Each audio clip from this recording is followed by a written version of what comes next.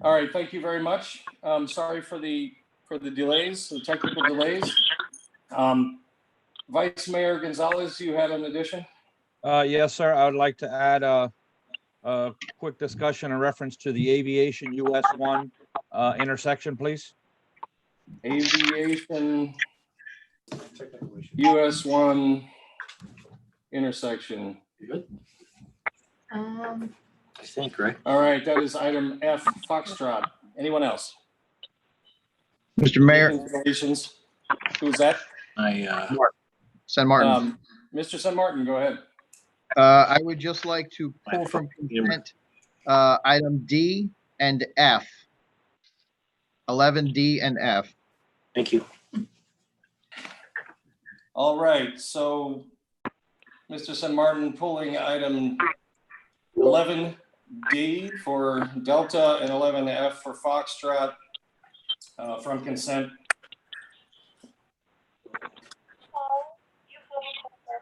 Alrighty. Anyone else? City Manager, is there anything? Yes, sir. I've got 3 items I'd like to add. First, I've got a code update. Mr. Lewis is going to give you guys a brief code update in regards to COVID. I'd like that would be item F. Item G would be a very brief Chamber of Commerce Seafood Festival donation. And then item H, I will be seeking approval for an invoice for the Smith Hawks firm for some work that they continue doing for us. Actually, that will be G, H, and I.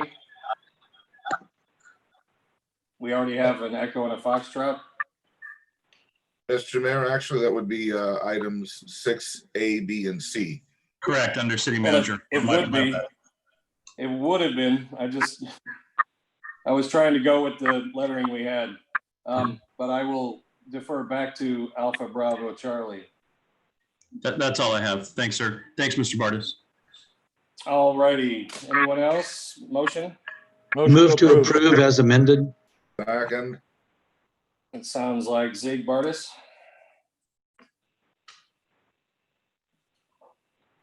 All right, council items.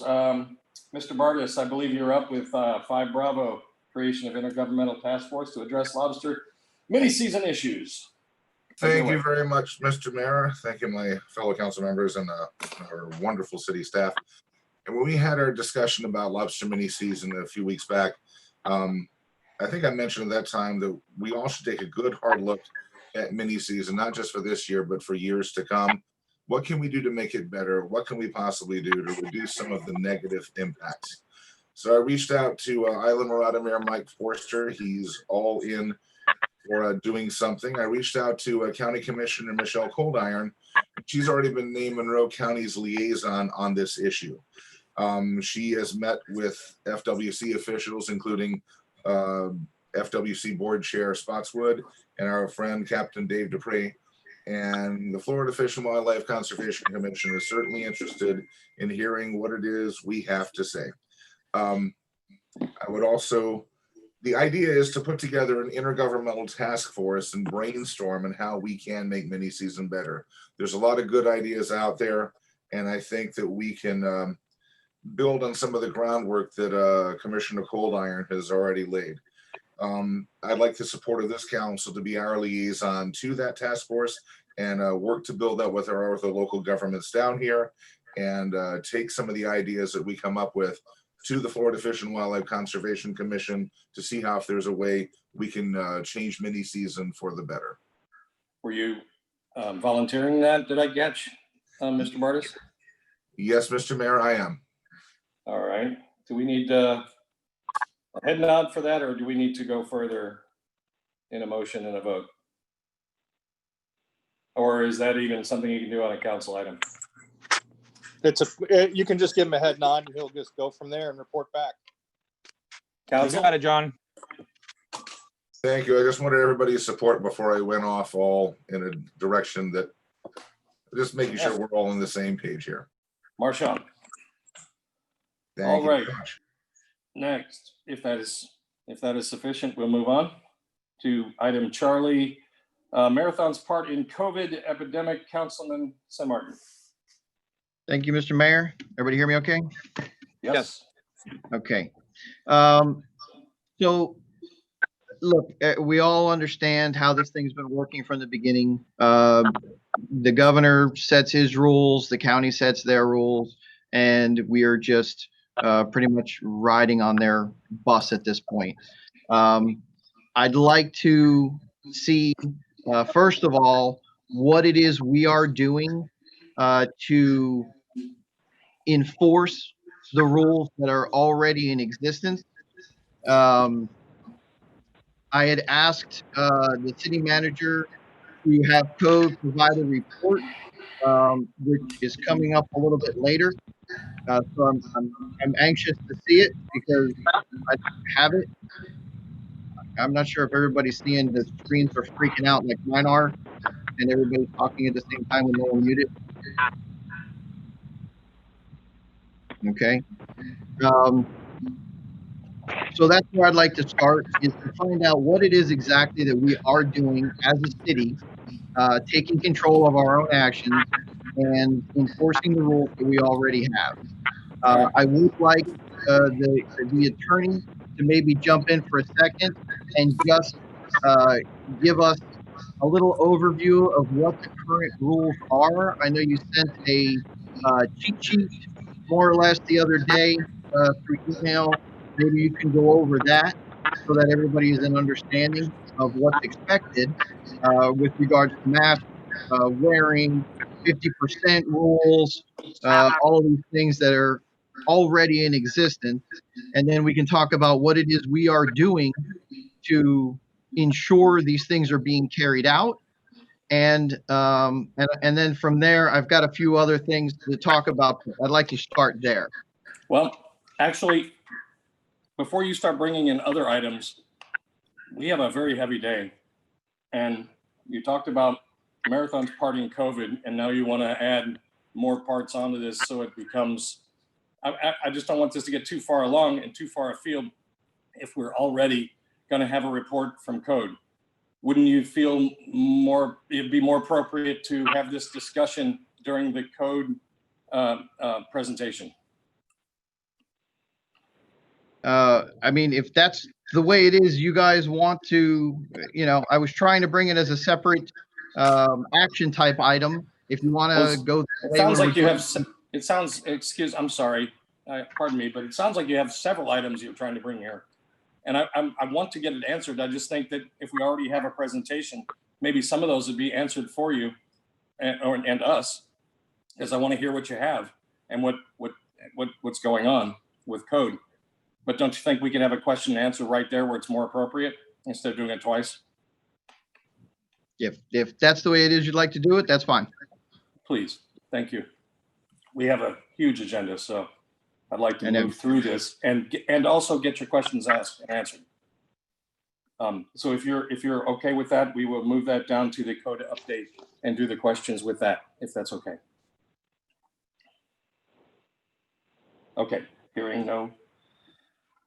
Then I guess it's city attorney discussion. Item Delta, Councilman Zig.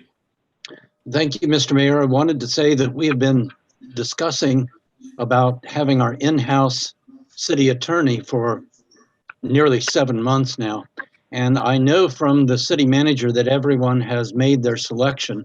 My suggestion tonight is that even though we have used ballots in the past when we were meeting in person, it seems to me that it'd be quite easy for each of us to send an email to both the city manager and the city clerk right now about our choice for in-house city attorney. And within 5 minutes, that could be tabulated and we could put this to rest and move forward on the in-house city manager. Any objections? All right. At this time, let us email Ms. Clavier and Mr. Lindsay, and we will have them tabulate our vote.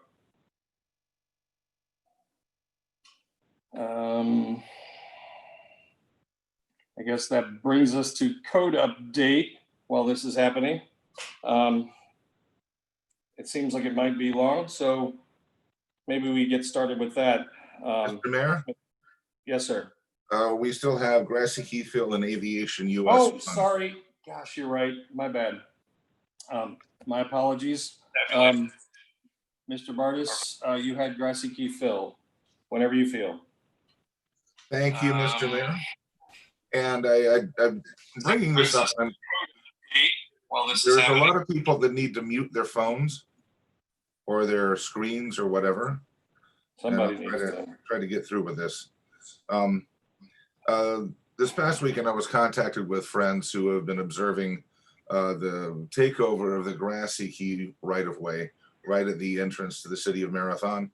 A friend of mine posted some pretty bad photos of the aftermath on social media, garbage everywhere, and there was some other stuff too. The issue is the people that use these rights of way, leave garbage bagged and unbagged. They leave their bodily waste as well. These areas are not designated for camping or recreation. They're not fully set up for that, and so they encourage people to abuse the area and really detrimentally affect our resources and our environment. They're being trashed, literally. And a lot of, this has happened when Isla Mirada decided to take action on the fills up there. Some of those day trippers decided to move farther south. So what I'd like for us to do before this gets out of hand is have the council agree with me that we instruct our city manager to do whatever it is necessary to convince the DOT to enforce their rules and their regulations on this fill and do what they and expend the state resources that we're paying good tax dollars for to clean up the fills, stop the illegal littering, and stop the destruction of our resource. And that's the idea I like to bring forward for us to discuss. And I'm sorry it was a last minute add-on, but it just sort of became very, I thought it was very important to do something sooner rather than later. Very well. Comments? Yeah, yes, I'll chime in. John, thank you first of all for bringing that up. I saw some pictures myself, and when you start having jet skis being launched from the fills, that's, we're taking it to the next level, as well as the garbage. I drove by there Monday morning and it was a circus, garbage bags everywhere. But yes, I think great idea, direct city manager to definitely deal with DOT first, because the last thing that we want is for this to turn into something like the Isla Mirada fills. We definitely don't want to take it over. They need to take responsibility for their property and patrol it.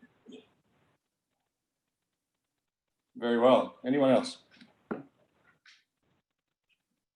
Alrighty. I think then asking city manager, Mr. Lindsay, if you would do that voodoo that you do and go to DOT, go to Tallahassee, do whatever you got to do to talk to the powers that be, that we don't need to be wasting our taxpayer money for something that they should be taking care of. Yes, sir. I'll Thank you.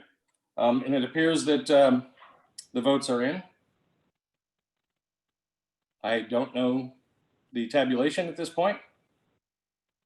Yes, sir. So we got responses from all 5 of you, and we'd like to congratulate Mr. Steve Williams. And so I will be reaching out, or staff will be reaching out to Mr. Williams about employment and details on whether or not, and time frame, stuff like that. Oh, very well. I would like to thank all the candidates. Only one can obviously make it, but we always have outside legal work. And you are definitely a very good friend of the city, to Mr. Smith. Thank you, Mr. Mayor.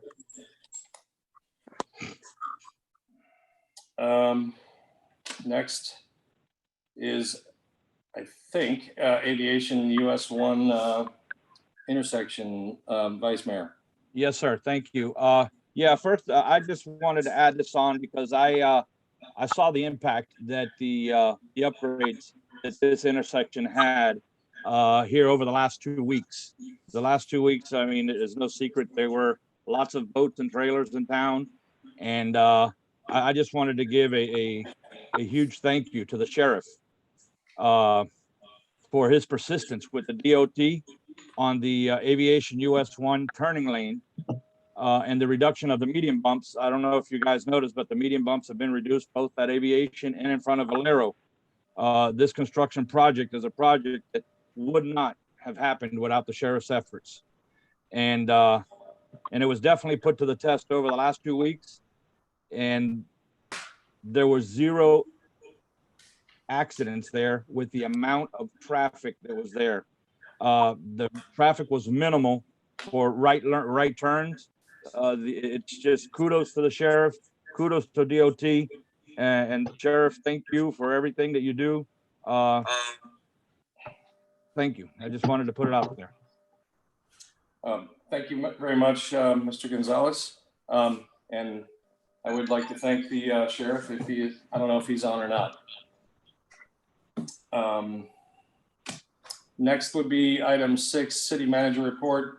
Looks like item Alpha code update. Thank you, sir. I'd like to invite Mr. Lewis to go ahead and chime in and give his report to you. Thank you. Thank you, Chuck. Mr. Lewis. Good evening, Mayor and Council.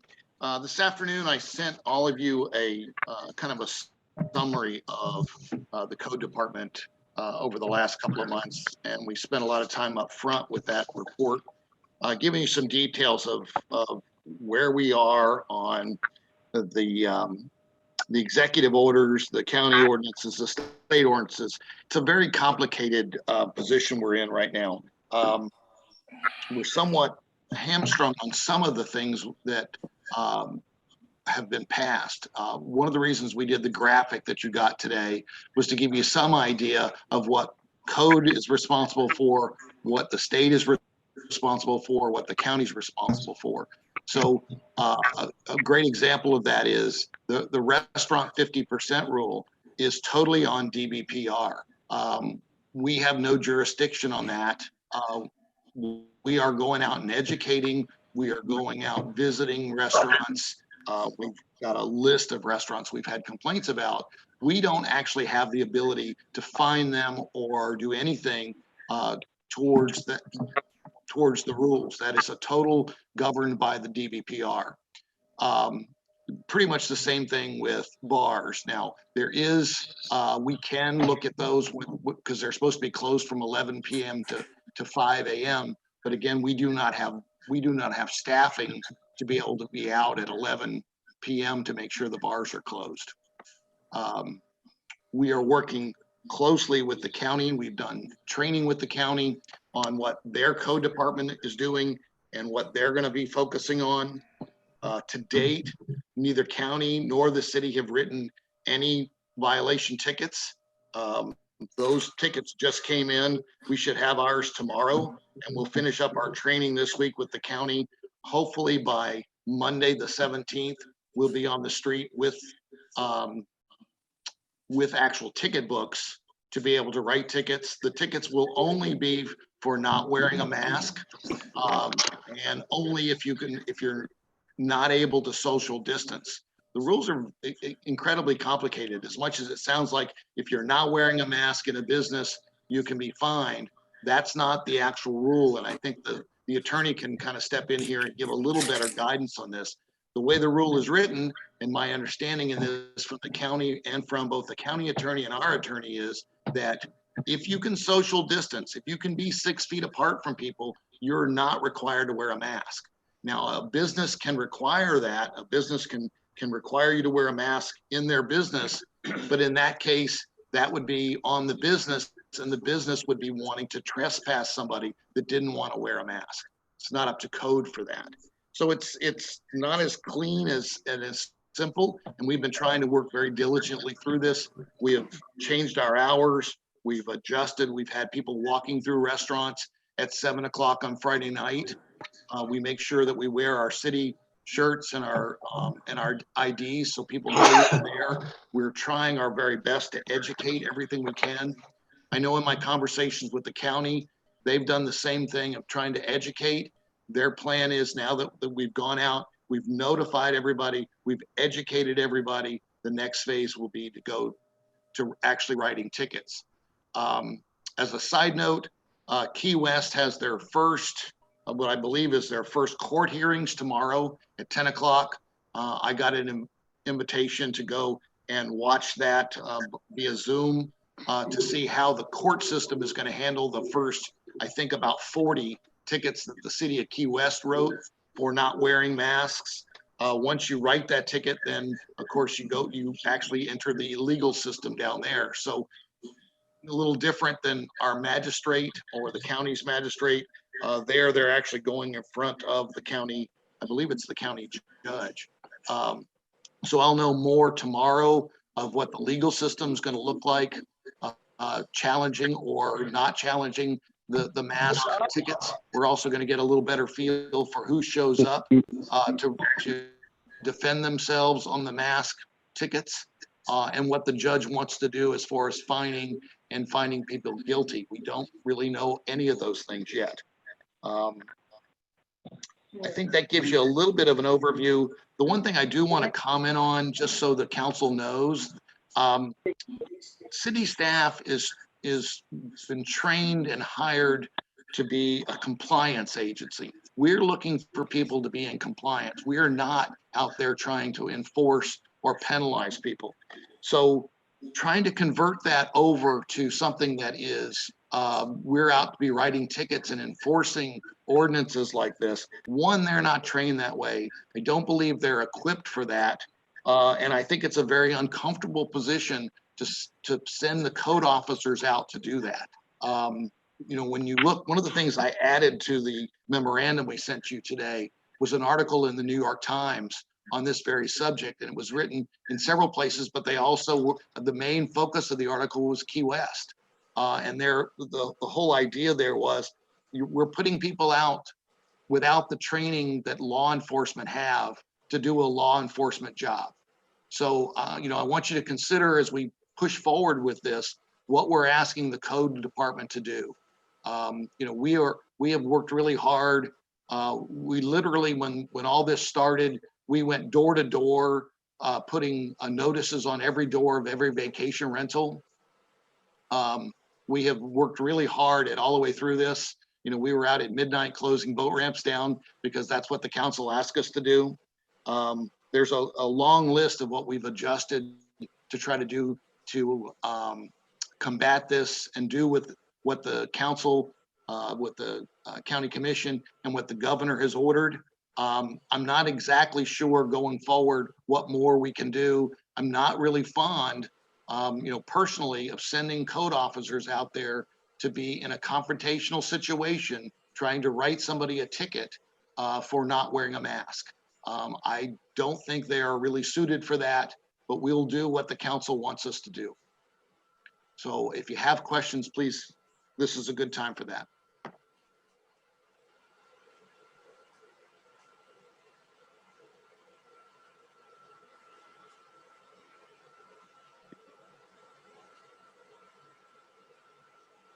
Okay, Wow. I guess I was having a hard time unmuting, so I was trying to ask if Mr. Sin Martin would like to speak. Okay. Yeah, sure. I'll jump in right now. Thank you. I understand what it is you're saying, Doug, and I also understand the challenges that the code officers are facing. That's why I brought this item to the agenda. Okay. The question to council is, do we want to take control of our own direction here? So are there things that we can do in this city that are going to make a difference to help us? That's the question. So I'm going to give you an example. Some of the places that have large occupancy, big box stores, there's really no separation between people in some of these stores, especially at certain times of the day and week. Everyone's on top of everyone. One-way lanes don't exist. Do we want to take a step further and limit occupancy in some of these places like we did in the beginning, where somebody'd stand at the front door with a counter and someone stand at the exit and count people off as they come in and out? Something like this, I think, is a small thing that we can do to help the city itself control the spread. Now, again, it's just an example, and I'm open to ideas. But the first question has to be, do we want to help ourselves? Or do we just want to sit by and let the county dictate what it is we do, even though that changes every 15 minutes? Mr. Mayor? Mr. Bartis. Thank you. Mark, I really appreciate what you're saying here. You go into, there are big box stores like a Publix or whatever, and you see, especially on a Saturday, I had the pleasure of going into Publix this past Saturday afternoon, and it seems like everybody is putting, bringing every family member there. It doesn't seem like everybody is doing socially distant shopping. And boy, do I sympathize with you. I sympathize with all of us that have to deal with this. But Publix has been branded one of those essential businesses, and under the governor's order, essential businesses are allowed to operate at 100% capacity. And I guess the question would be for our attorney: can we do something that's more restrictive than that, or are we in violation of the governor's order? We can do something more restrictive. However, if the governor said that you cannot, we cannot make it. In other words, if the governor says they can be at 100%, then we can't mess with that. That's what I was afraid of. All right. Thank you so much. Anyone else?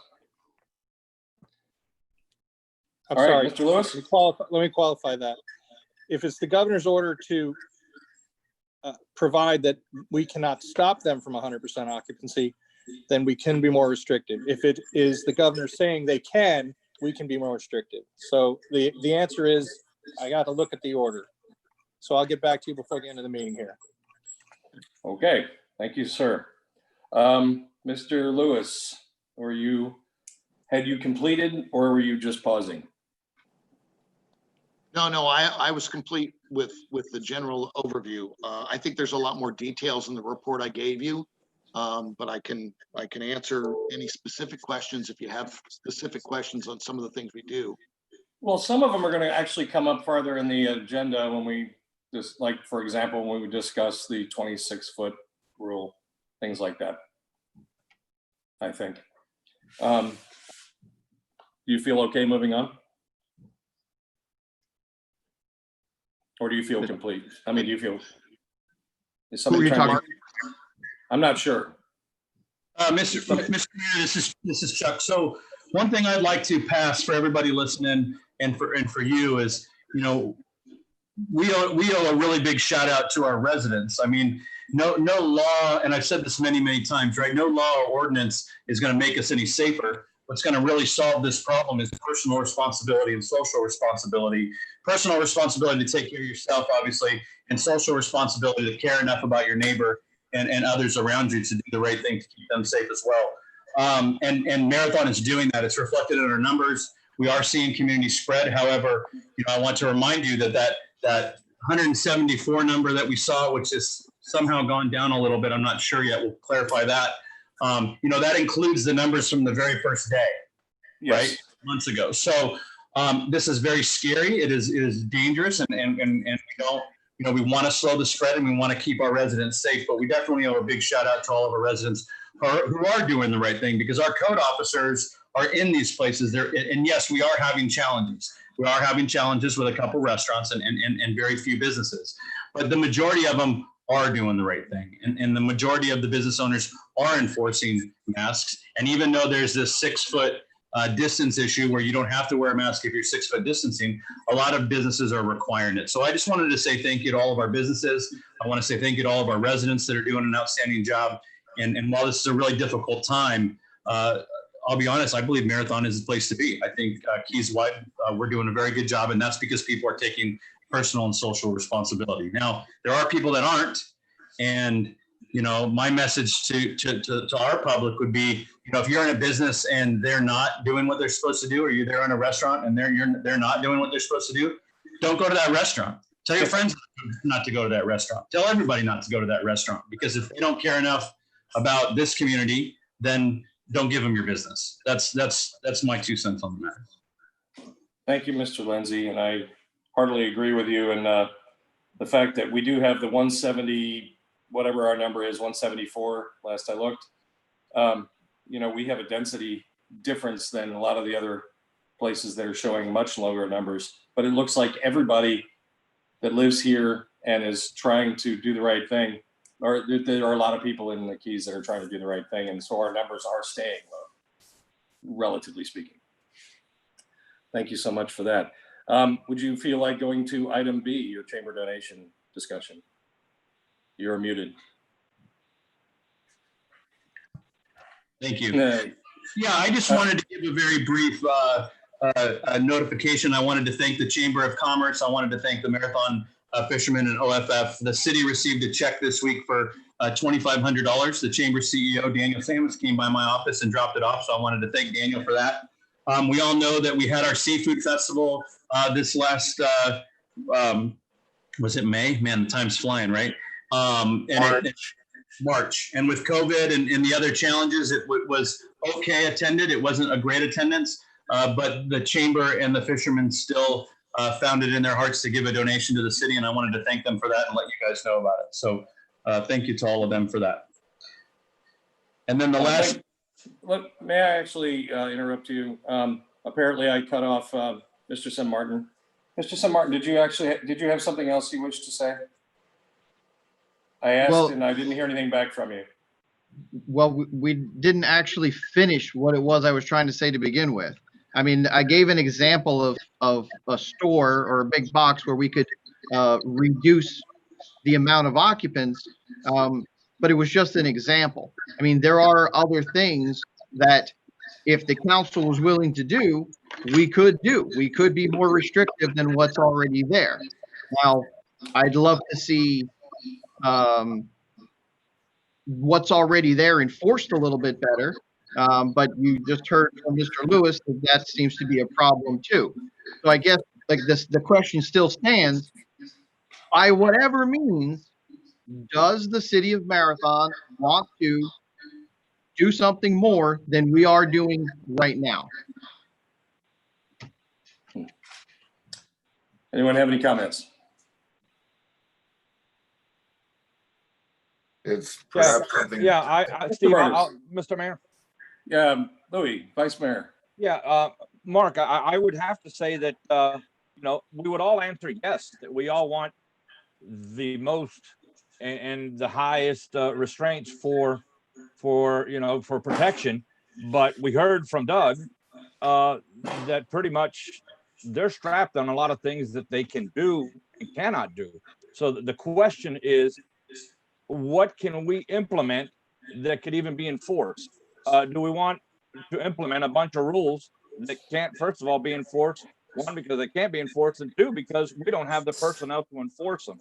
So, I mean, it's good to, you know, for us to sit up here and say, let's implement this, let's implement that. But if we don't even have the personnel to implement currently in place, it's going to be difficult to implement anything else. And I understand what you're saying, but if the rules were ours, then they were ours to enforce. If they are DBPRs, then they are theirs to enforce. DBPR takes precedent, I would believe. Yeah. Unless they are ours, just like Key West has their own, they are allowed to enforce them. You know, that's the way it works. You make the rule, you get to enforce it. Well, we already have an enforcement problem. So is somebody else trying to come up? Mr. Mayor? Mr. Bartis. Thank you, sir. I guess the idea is, you know, well, what exactly would we want to do? what rules we want to make. You know, it's great to say, let's do something that will protect our people, and I'm all in agreement about that. But what exactly is it we need to do? And that's, you know, beyond, over and above, beyond what's already there between the state and the county. That's my question. I would also, thank you, Mr. Bartis. Mr. St. Martin, I would also add that Key West has their own police force. That is something we do not have.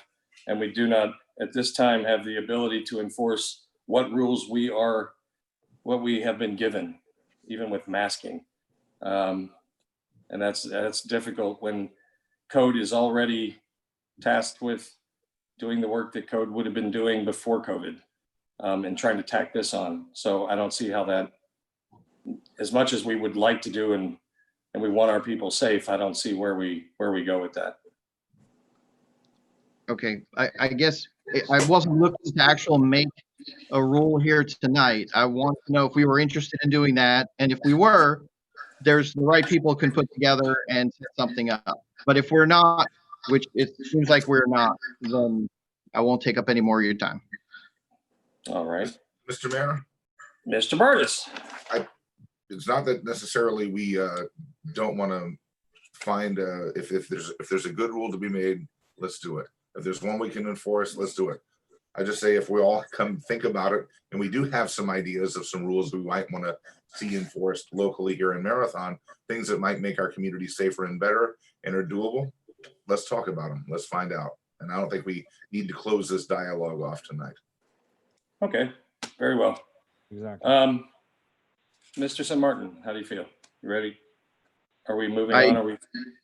I think that would be great if everybody's willing to consider something, and maybe Chuck can brainstorm a little bit with the fire chief and code enforcement and come back with us. Sound fair? That's fair. Let's talk about it next meeting. Everybody All right. get together and brainstorm, and you too. All the councilmen, come up with your ideas. All right, thank you. Yes, sir. Thank you. Sorry, Mr. Lindsay, item Charlie, Attorney Bart Smith.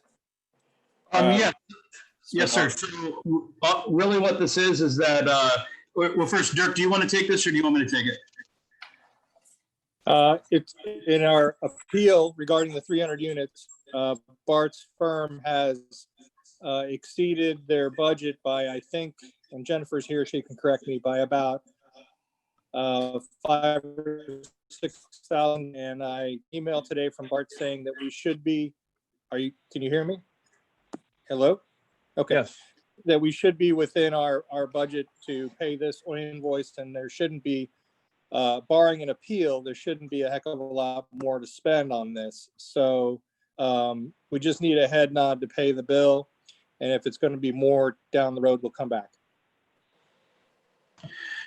And council, for your awareness, the dollars and cents is there's about $6,600 left in the contract. This bill is roughly $11,000, so it's only for a small amount over.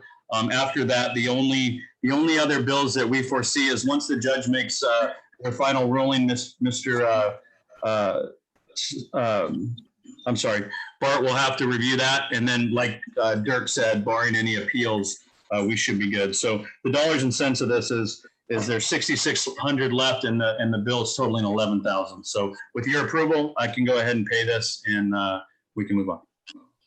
Pay the bill. Pay the bill. All right, thank you. Mr. Bartis. I see head nods from everybody. Is that okay, Dirk? Yep, that's fine. All right, thank you.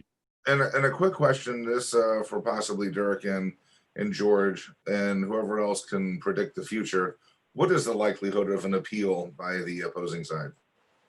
Well, our litigation counsel is here, but from what I understand, it's not high, but you never can tell.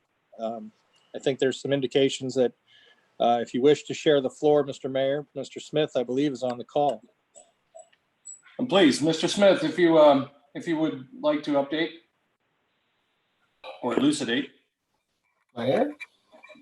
you are in. All right.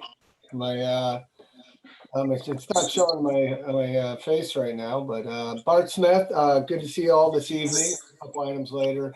Glad to be here and talking about from the position that we prevailed before the administrative law judge. And at this juncture, we're just simply waiting for the DEO to issue its final order, which the DEO, of course, created the Workforce Housing Initiative that allowed for these 300 units to be issued. So I do predict that the DEO will agree with the administrative laws judge's order and will find in favor of the local governments. There has been some indication that they may appeal the ruling. They've requested that we agree to stay any action on the units. I have stated that we would not agree to any action on the units and that we would intend, the city of Marathon would intend to utilize those units immediately. So until they file an appeal, I can't predict whether they will. And then at that juncture, we would have to address it, but it's a very uphill battle if they do at this juncture based on the order that was written. Thank you, Mr. Smith. And I would only add, I think a little bit to that. DEO took an extra 30 days actually to provide their findings, which comes up about 10 days from now. And they did that, I believe, with the thought that there may very well be an appeal. So they wanted to be very, very cautious and quite detailed in the presentation they make in final order. So we'll see. We'll just see. Thank you very much, Mr. Garrett. All righty. Mr. Smits, does that conclude? Yes, sir. All right, Mr. Lindsay, That does that concludes my. conclude your report? Yes, sir. All righty. Ms. Clavier, item 8, quasi judicial hearings. Please be advised that the following items are quasi judicial. If you wish to comment, the mayor will ask for public comments. Those I have already sworn in, we will call. And an opportunity for persons to speak on the items will be made available after the applicant and staff have made their presentations on the items.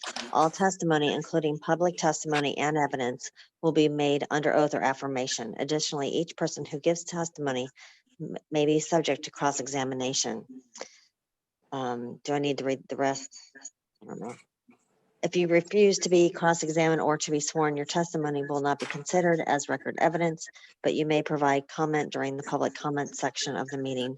The general public will not be permitted to cross-examine witnesses, but the public may request the council to ask questions of staff or witnesses on their behalf. Persons representing organizations must present evidence of their authority to speak for the organization. Resolution 2020-36, consideration of a request by Seaview Commons for a conditional use permit pursuant to Chapter 102, Article 13 of the City of Marathon Land Development Regulations entitled Conditional Use Permits.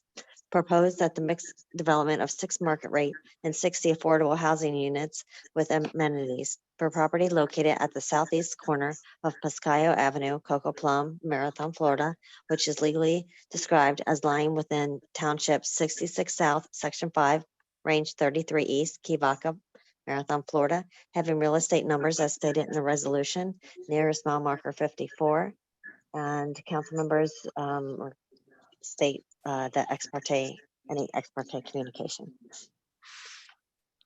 Mr. Mayor, None. before we do the ex parte disclosures, if I may read the correction into the record, please. Yes, please. Mr. Jones, go ahead. To correct the agenda, anybody listening to this broadcast may provide public comment on any quasi judicial item by dialing 301-715-8592, meeting ID 781-088-0141, passcode 33035. Thank you, Mr. Jones. All right, back to ex parte communications, council. Mr. Mayor, I have had ex parte communications. It will not affect the waiver. Thank you, Mr. Bardis. Mr. Mayor, Mr. Sim Martin. I have spoken with the applicant about the project. informational only, and of course with staff. Thank you. Vice Mayor? Yes, I have spoken to the applicant as well as to folks from the neighboring neighborhood, and it will not affect my decision. Thank you, Dr. Zig.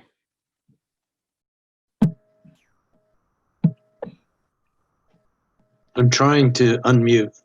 You did. You're unmuted. Okay. I have had discussions with Brian Schmidt, the applicant in this case.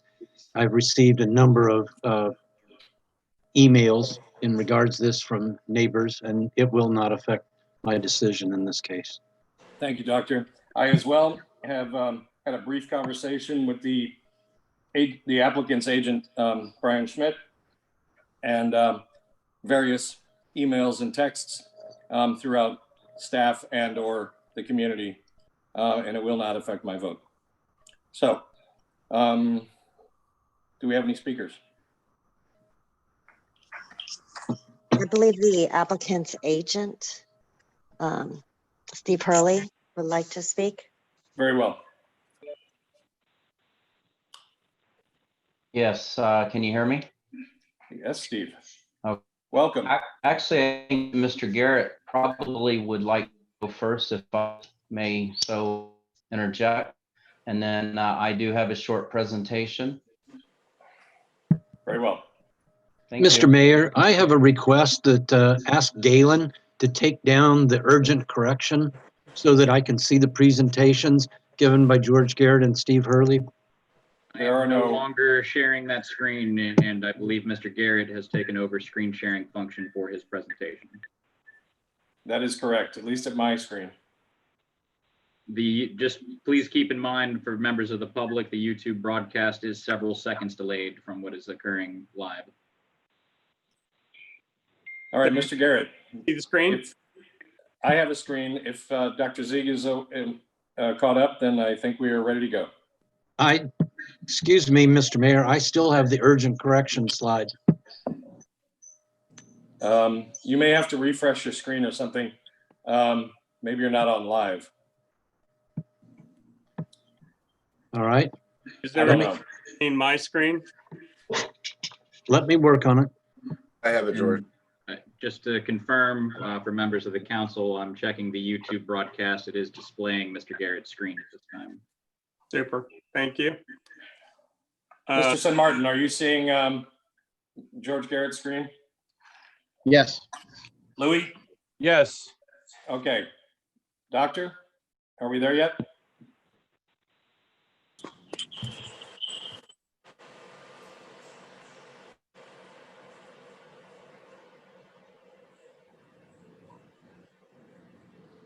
Did we lose you?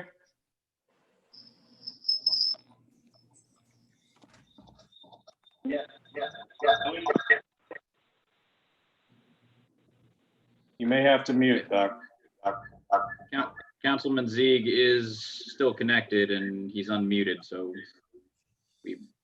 Can you mute it for him, please? I can't. Yep. Thank you. All right, it sounds like if he's connected and we're seeing everything, let's move on with the application for conditional use permit for Seaview Commons 2. Mr. Garrett. Great, thank you very much, council, and those listening in on the presentation.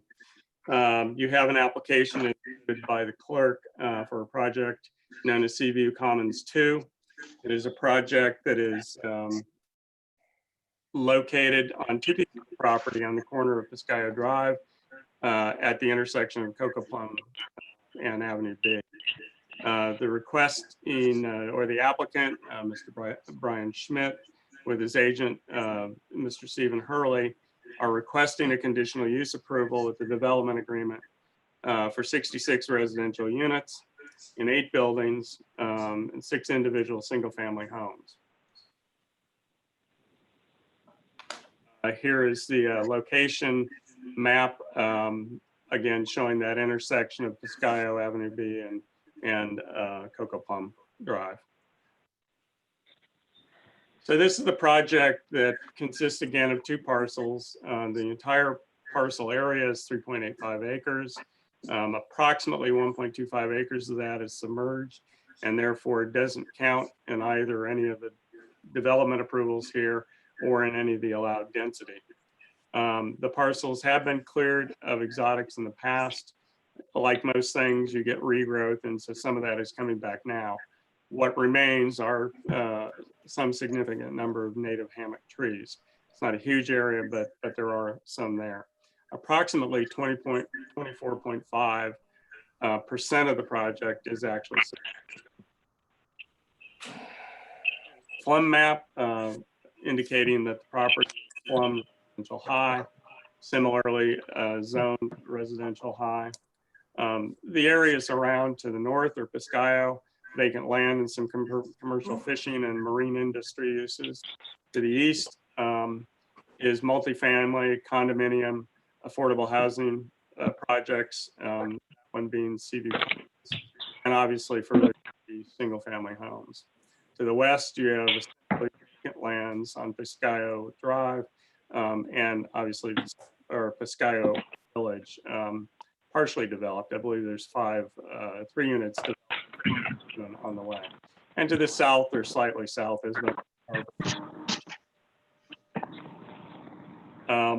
you know, character of the area. I know this is something that you've seen in the Seaview Commons 1 presentation. What I've got here is Commons and Seaview Commons 1 as they are and as they were approved or were approved. And generally speaking, you know, this project proposes a density in sum of about 17 units per acre, and is certainly comparable and actually less dense proposed than the projects you see already approved and built. Typically between 20 and even as much as 5 units per acre in the Stonefish Towers. So again, the proposed use is the creation of 7 apartment buildings. They would be rental and 1 rental office. Again, 66 mixed use projects. George, may I interrupt you for a minute? Please. Mr. Jones, would you please mute all folks that are not supposed to be speaking at this time? And would I ask all other people that are on this Zoom call, it's very distracting when we're trying to listen to the findings of fact here. If you have your mic open, you may inadvertently be touching things on your desk, moving things around, and it's changing over the audio, and we're not hearing the entire proposal. And so I would ask you to please mute yourselves when you're not speaking, and raise your hand if you would like to speak for any reason. And Mr. Mayor, I'm muting them as fast as they unmute themselves. I have muted everybody in the meeting several times and they're unmuting themselves, and I'm trying to mute them as they pop back up. All right, thank you. If you please, folks, just stay muted. It's not changing whether you can hear us. It's whether we can understand what's going on. Thank you. Thank you, Mr. Mayor. I appreciate it. Again, this is largely it's a mixed use single family and multifamily residential project, 6 8-plexes, 2 6-plexes, and 6 individual single family residential units, plus a leasing office. And here is an approximate site plan for what is being proposed. And this is maybe sideways. The upside of this map is actually pointing east. So not to be confusing, it's the way it was presented to us. But you've got Avenue B directly north on this slide, Avenue A or Piscayo to the left. I guess I'll do it that way. And Cocoa Plum kind of kitty corner. And here's a rendering of an elevation view. So, you know, is the proposed, you see this normally when we make a presentation to you, and it's the compliance criteria that our comprehensive plan and code provide to you for review. And it's consistent with what we do throughout each of the projects that we present to you or bring forward to you. And in general, you know, to lead this, I guess, obviously we have recommended this forward to the Planning Commission. Planning Commission recommends it forward to you. the things that you see in this slide highlighted in blue are things that have come up as a matter of public input or as a matter of planning commission input that we wanted to highlight a little bit here, and obviously are highlighted in your staff report. And one of those criteria is, is the proposed use compatible with the existing land use pattern? And then there becomes an egress question, a screening and buffering question, and then a question about need for affordable housing. I'll address those as we go through this. So if you look at community character, I think the easiest thing to do is take a look at the slide in front of you here and kind of the circle we have there. You've got Bonefish Towers, Bonefish Yacht Club condos, Bonefish Marina, and apartment complexes on Avenue D. And as I've already shown you, each of those, when you start looking at their densities, are certainly within the realm, if not a little bit higher than what is being proposed in this project. And this is a mixed use project of both affordable and market rate housing. Again, 6 market rates and 60 affordable housing units. So this, in looking at this, staff's review of the project is that this is certainly within the typical characters, certainly in that area, and for Cocopom in general. One of the things that has come up is a question of ingress and egress from the site. And I'll hit the kind of the bigger bullet down at the bottom. Obviously, a traffic study was done in this project. It is current. It was done based on the ITE manual, so there were no traffic devices placed out there. But ITE manual is standard practices amongst traffic engineers, and numbers are typically provided to you and to us for appropriateness or impact of a particular project. And I think some of the things that have come up do talk about ingress and egress. And I think the points that we would like to make is that as you come out of this project, visibility in either direction from Pascayo to Cocopom Drive is reasonable. The speeds on all of Cocopom Drive, and this is at the kind of the northern end of the curve, if you will, for Cocopom Drive, but the speeds are typically 30 miles an hour and throughout the drive, and therefore something that can reasonably be managed as somebody comes to that intersection and looks both directions.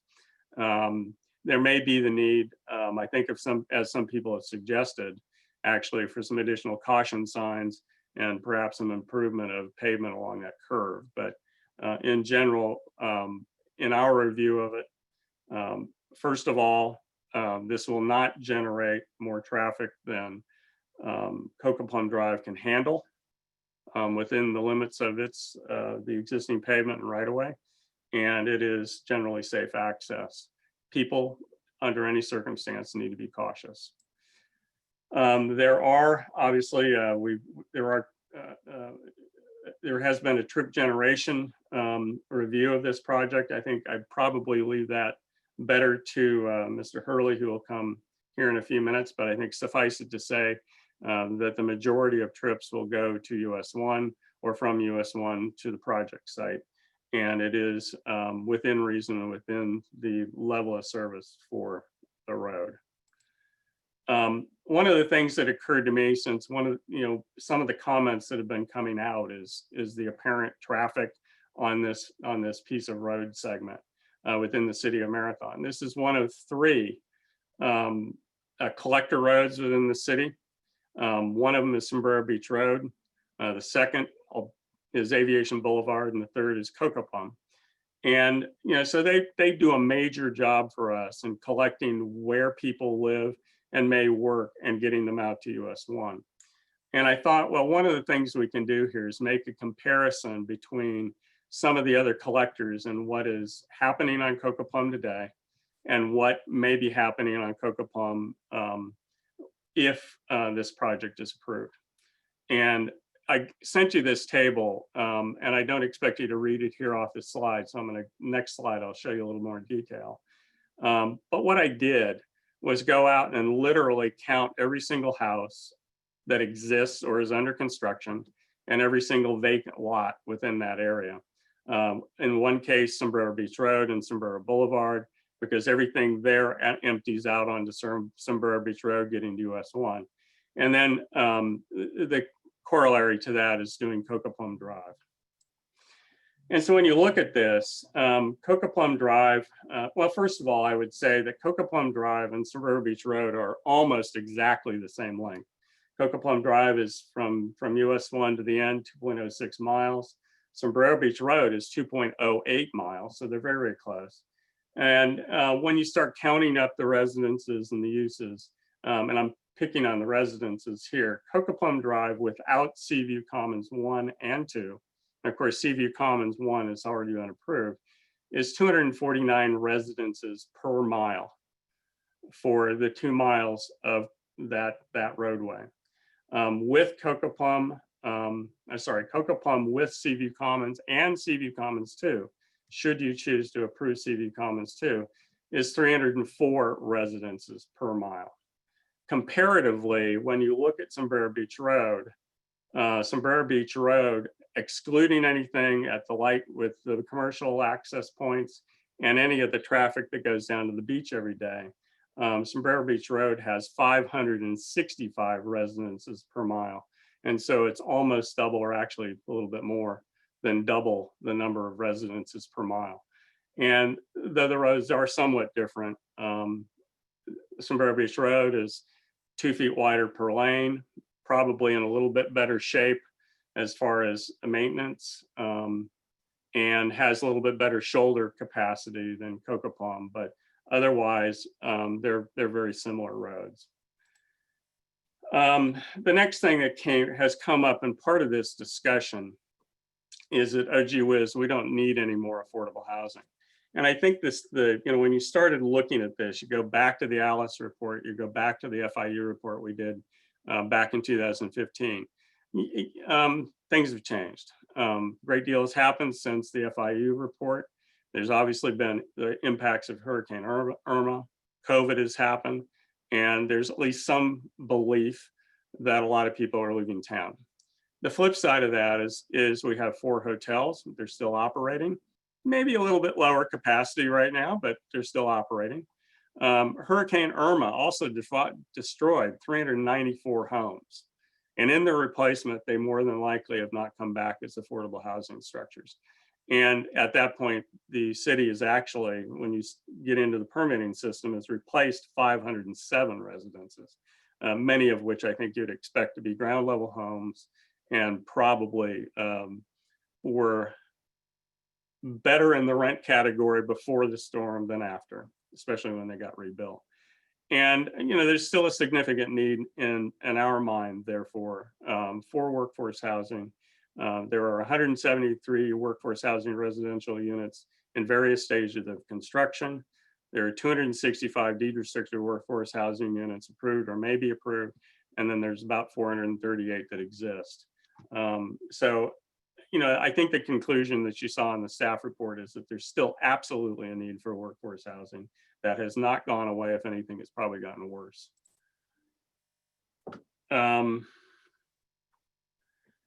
So in conclusion, we took this before the Planning Commission. The Planning Commission looked at this project, asked quite a number of questions, particularly about the traffic issues, a little bit about the density issues. But ultimately, the Planning Commission recommended approval for the project.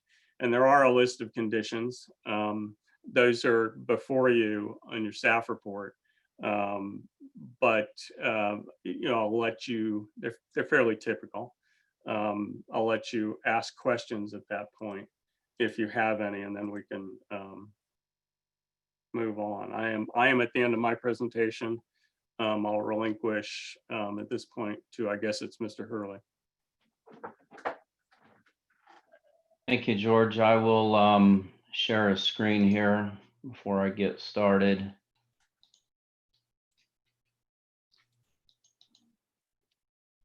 Can everybody see my screen? No. Yes. Yes. You can see my Yes. okay, thank you. Yes. Mayor, Council, appreciate the opportunity. As you know, I'm Steve Hurley with DDAI. Cardinal, we're local civil engineers and land planners here in Marathon. I won't belabor some of George's items in his presentation, but I will expand on a few of them as I go through here. But as we go, I think I also like that we have been previously sworn in as well.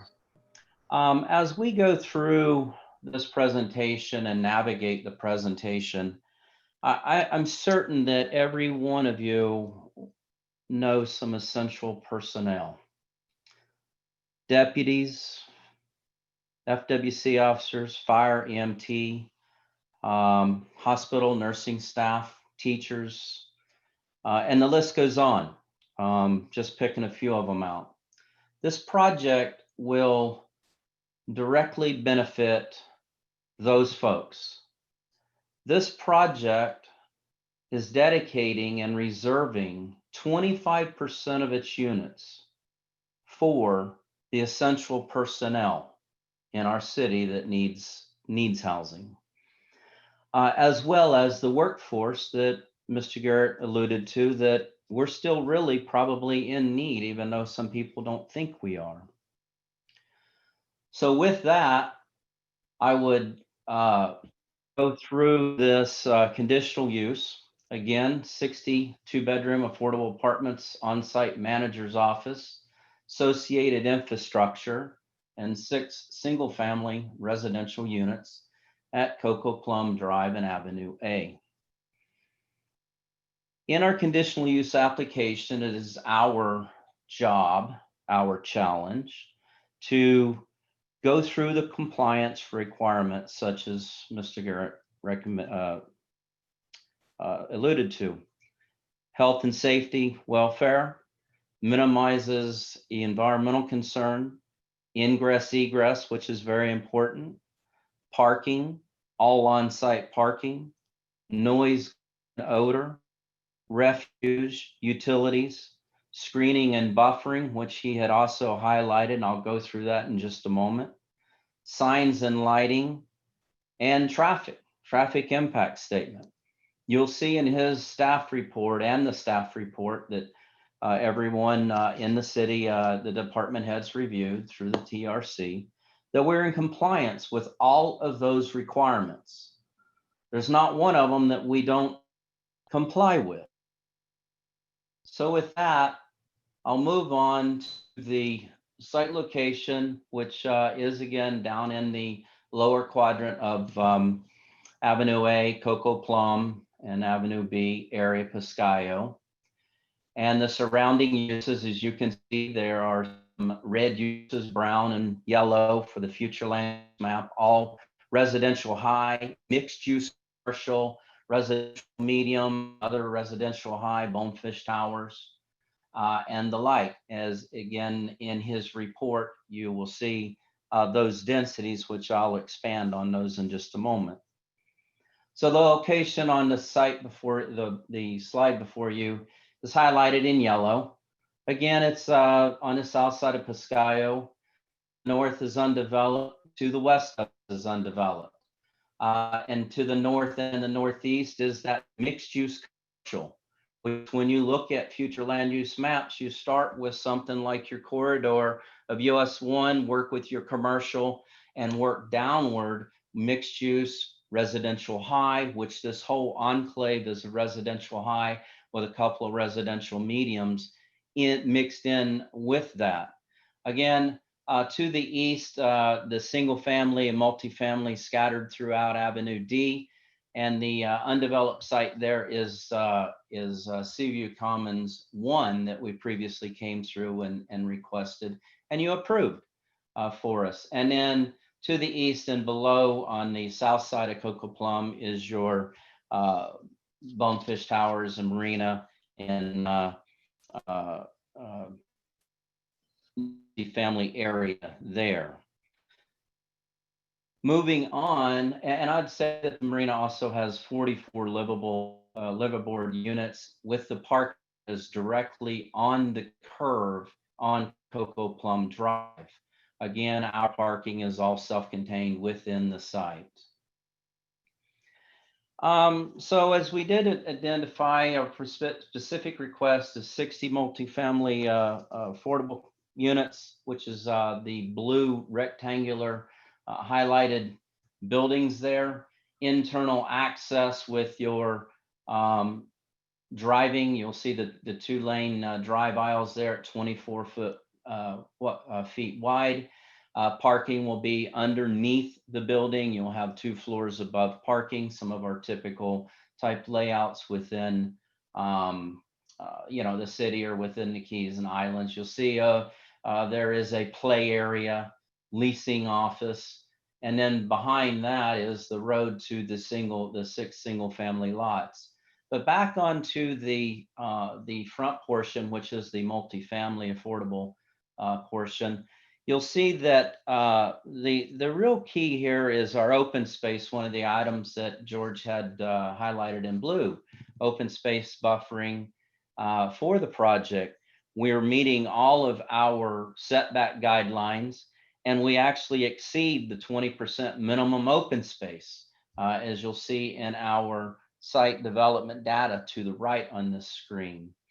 And looking at that, buffers and landscaping are all around all of the buildings, all around all 4 sides of the property here, again, with the play area in the center beside the leasing office. Access to the site will be off of Avenue A, Piscayo Avenue, and that will have 3 separate accesses. Each will be equally distributed with residences coming and going. And access onto Coco Plum will be via the existing Avenue A. I think it's important to note that if you combine both of the projects here, or not both projects, but all of the project together, in the AM peak hour, this is from 7 in the morning till 9 in the morning, typical office hours or, working hours, we have a total of 39 cars. And in the PM, when people come home, basically 4 to 6, we have a total of 45 vehicles for this development. As you may hear and have had these emails and other conversations with concerned residences about traffic, these cars, this equates, our traffic impact statement equates to 1 vehicle every 3 to 5 minutes for Coco Plum.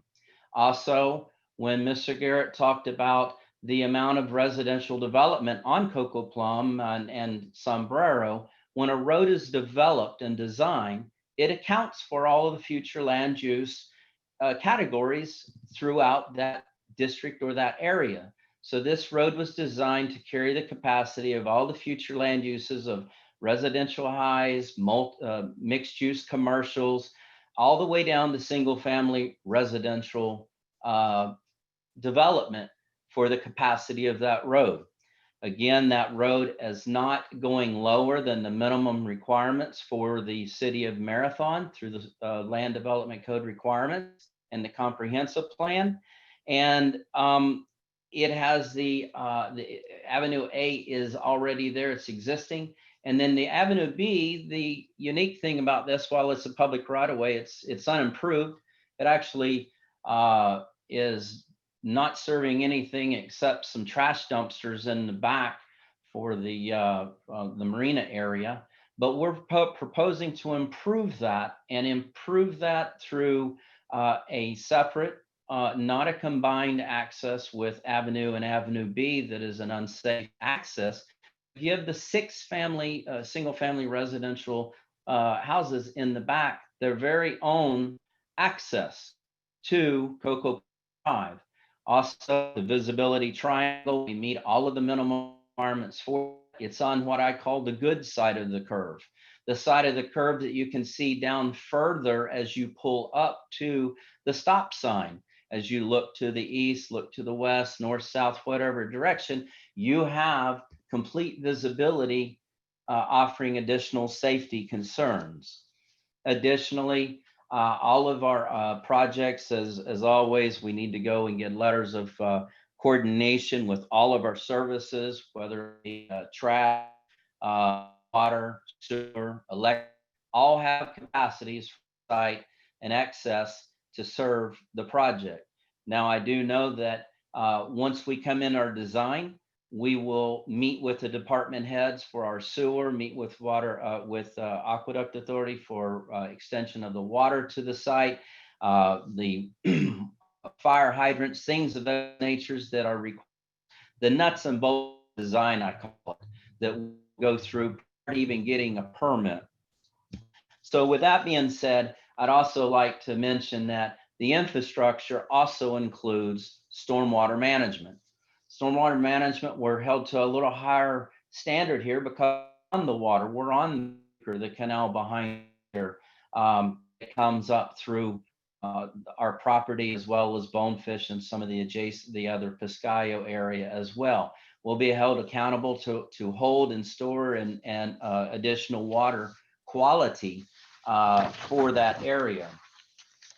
Additionally, as we come in with an application, as you all know, we have to go through the TRC. The TRC is the Technical Review Committee made up of all the department heads in the city. And Chief Johnson expressed concern that when we come in for our permits and our design and our pre-design meetings, that we look at where we're going to place our hydrants for his best use when he pulls up a truck in case of emergency, that all of the buildings will be sprinkled, and they will due to the size and the Florida Building Code. And there are some other typical comments with the criteria at the end, conditions that George has put into the staff report as well, that we'll continue to adhere to like we do on all of our projects. I am going to move to the next slide, and it was in your staff report or in the report provided by the staff, but this is a typical look. We're looking for the Florida style, the parking underneath the two floors of units, whether it be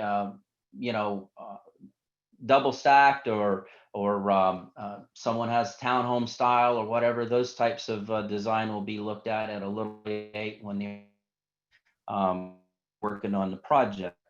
But I would like to mention that this entire project meets and needs the development code requirements set forth by the Marathon.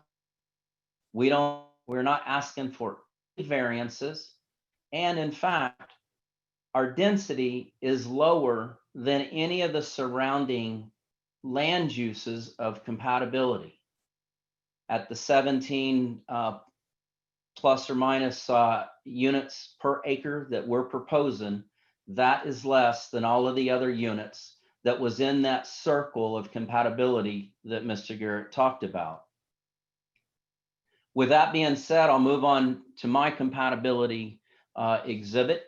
In the center, you'll see our proposed project, that the 17 unit per acre. To the west, if you will, is the Piscayo development, a few single family residential homes, lands to the north and to the west of us. Again, as on the top of that screen, you'll see that mixed use commercial where we've got the marinas up in that area. And then over to the northeast, if you will, you'll see the residential, again with the residential high, the green area there, undeveloped. Further to the east, you'll see the red or light shaded red color.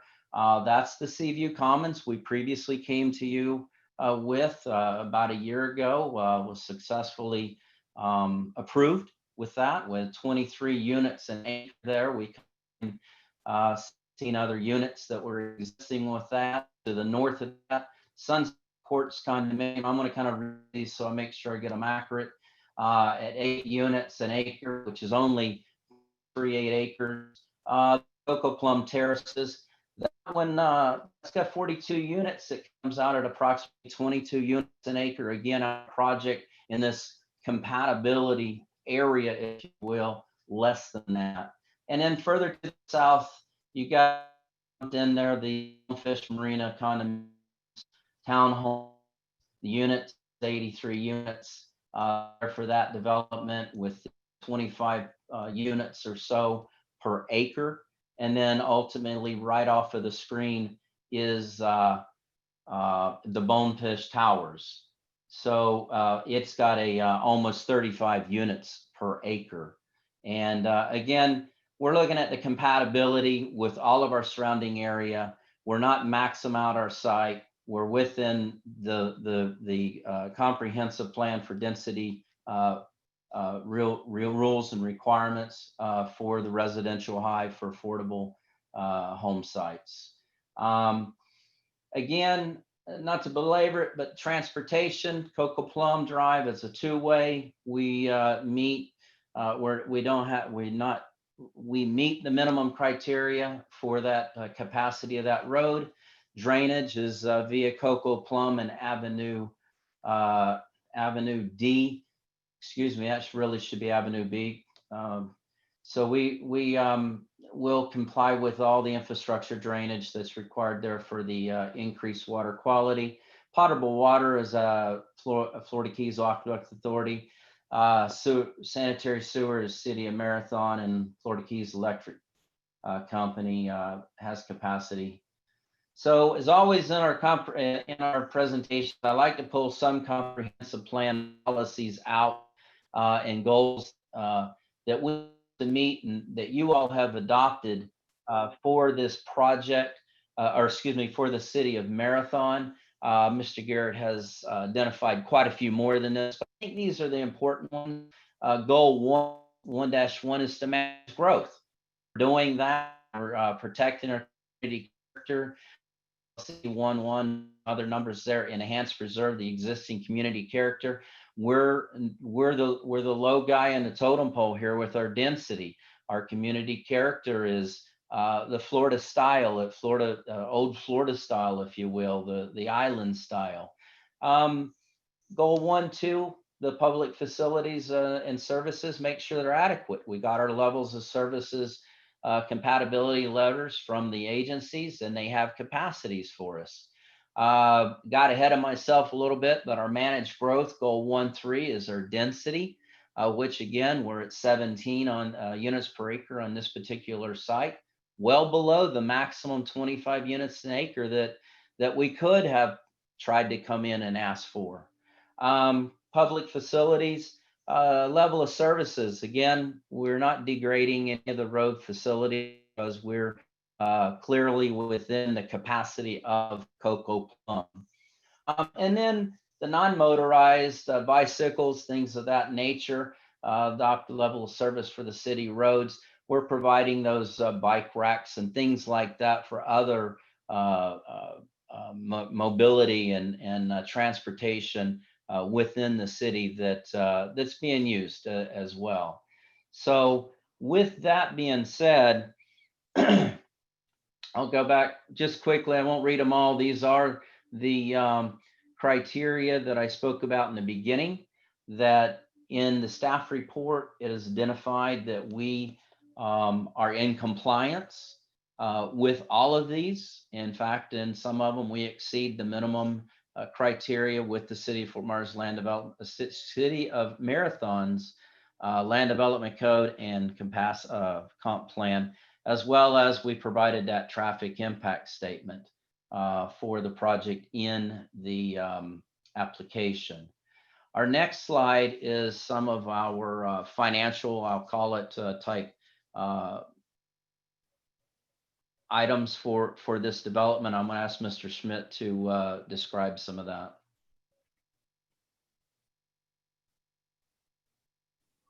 Welcome, Mr. Schmidt. Please unmute yourself. I did. Can you hear me? Yes, sir. So yeah, I thank you, gentlemen. Thank you, Steve, for that presentation, and I won't belabor points that have already been made. Do want to talk about this project a little bit, and affordable housing is to a certain degree a misnomer. This is really a workforce housing development that is prioritized to essential personnel. So there was a specific legislation passed in 2019. I worked with Holly Rashine to get House Bill 7103 approved, which allows specifically Monroe County to have projects that could be funded by Florida Housing, which provides tax credit housing financing for workforce housing, to allow for housing for essential personnel, which are defined in the statute as first responders, teachers, healthcare workers, FWC officers, sheriff's officers, all the folks that we need when we have a hurricane or when we have a pandemic. So these are the folks that we would want to have living in our neighborhood, and we need to have a place for them to live that they can afford. So all these folks who will live in these units are going to be working mostly in Marathon, and they will be earning a salary. These are all 2-bedroom, 2-bath units. 25% of these units are targeted to low income, 25% to median income, 25% to the moderate income, 25% to the middle income. And that range of incomes, just so you understand, goes from $24,000 to $75,000 per household, which covers all of the essential workforce that are defined in House Bill 7103. So just going to the question of need, there were letters that were a part of our application from Fisherman's Hospital stating the need for housing for healthcare workers. And we're going to see many, many more healthcare workers as soon as our hospital opens. And the need for housing for them is going to be critical. I had a letter from Dave Dupree from FWC requesting housing for his officers who are in a critical need too. He can't keep officers in the Keys, not because they don't want to be here, but because they can't afford to be here. Same thing from the sheriff. He spoke at the Planning Commission meeting and stated the need for affordable housing for his workforce as well. And want to address the issue of value too. I know there are residents who are concerned that a project like this could negatively impact property values in the neighborhood. So I know most of you know I'm in the real estate business, and part of this is a mixed use development. There are 6 single family lots, which will be reasonably expensive, which will have houses that will cost in excess of $1 million. So I would just pose the question to you all that would I build $1 million houses next to a project that I felt was going to degrade the value of those houses? And obviously you can make your own conclusion as to that. So with that, I will turn it back over to Steve. Thank you. Thank you, Mr. Schmidt. Mr. Hurley.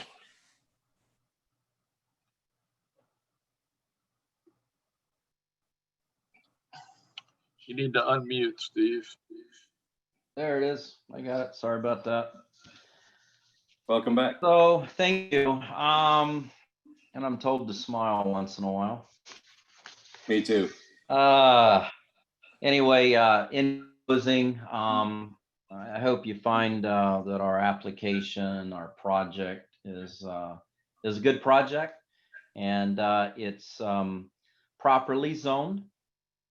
There's additional information in the application that the staff expanded on and what have you, which again, we're all in compliance. We are in agreement with all the conditions in the back of that staff report. So there's nothing that we're not.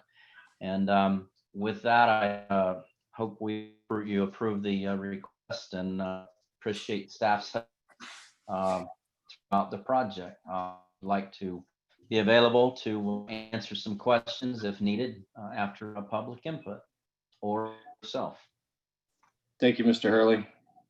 Diane, would you please begin the list of speakers?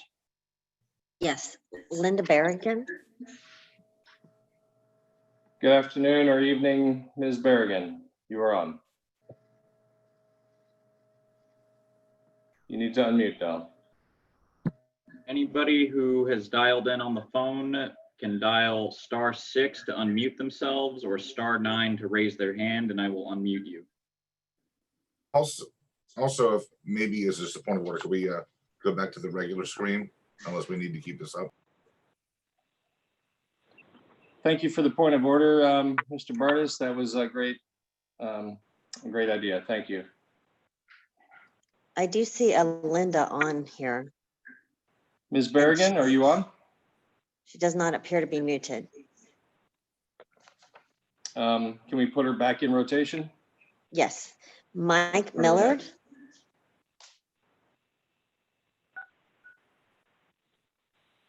Okay, thanks. This is Mike Mr. Millard. I Miller. live over on Avondale. Yeah, this is Mike Millard. Can you hear me? Yes, Mr. Millard. Yeah, I just had a couple questions, which I've emailed a couple times to the council. The first question is about the amount of traffic from this complex. I'm not a traffic engineer, but there's going to be 60 units and there's going to be 120 working people in that complex. And 34 cars leave the complex each morning. What do the other 86 people do? Or do I understand what a traffic survey? Maybe I just don't understand the traffic analysis. Mr. Hurley? Mr. Mayor? Mr. Bartis?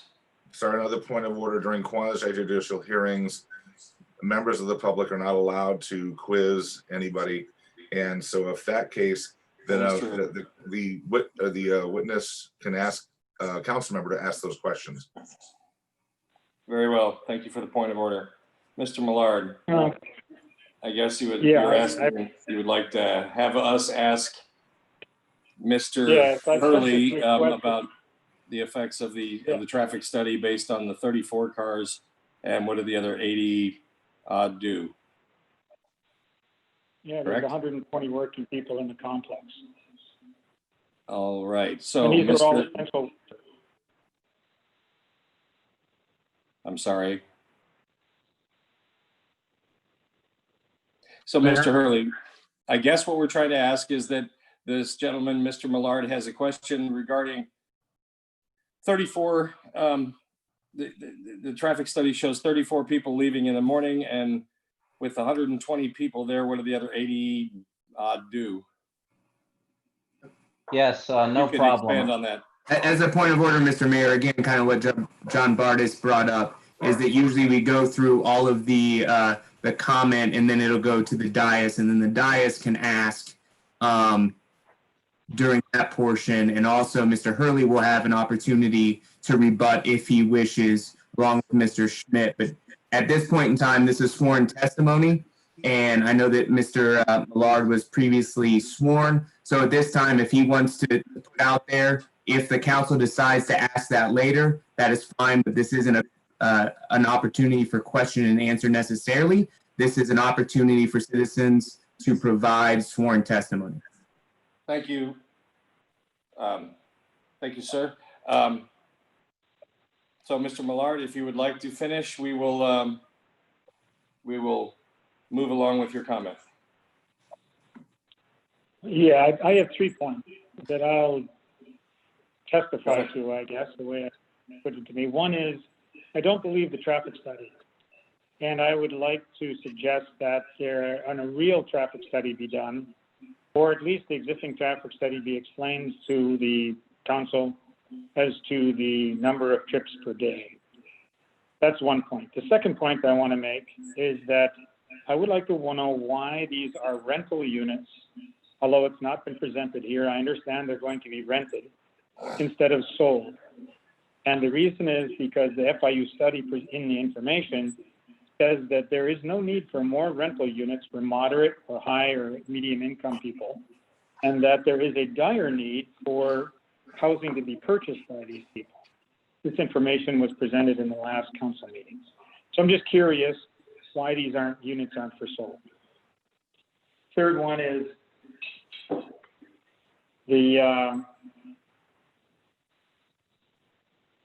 I would like to know the square feet of these apartments that are being built or condos that are being built, just out of curiosity, I've asked for information several times and haven't received any, other than what's presented in the council meeting.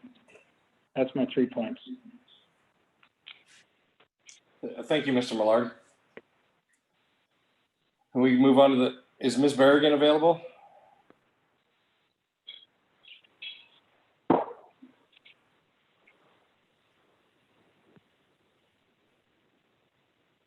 Hearing nothing, can we move to the third? Karen Riss.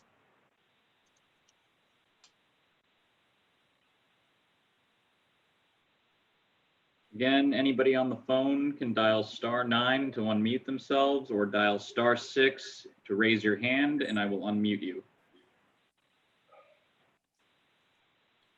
I guess let's move down the line. Okay, those are the ones that I have previously sworn in. Yes. Excuse me, Mr. Mayor, I believe somebody has raised their hand. I'm going to unmute them now. Oh, very well, very well. And I'll need to swear them in. They're not already sworn? Yes. This is Karen Riss. Oh, she's been sworn in. All right, Karen. Ms. Riss, please.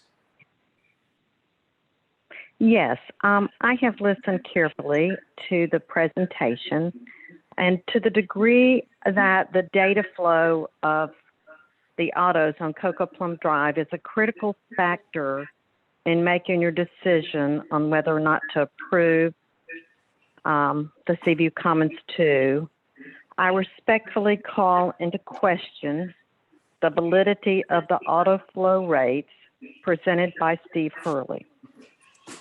I am a new resident, and my observations are biased by off-season reduced traffic flow due to COVID as well. However, I still observe about 5 to 10 cars per minute during peak times. I respectfully request that you table this decision until the traffic data can be substantiated. Thank you. Thank you, Ms. Riss. Do we have Ms. Linda Berrigan yet?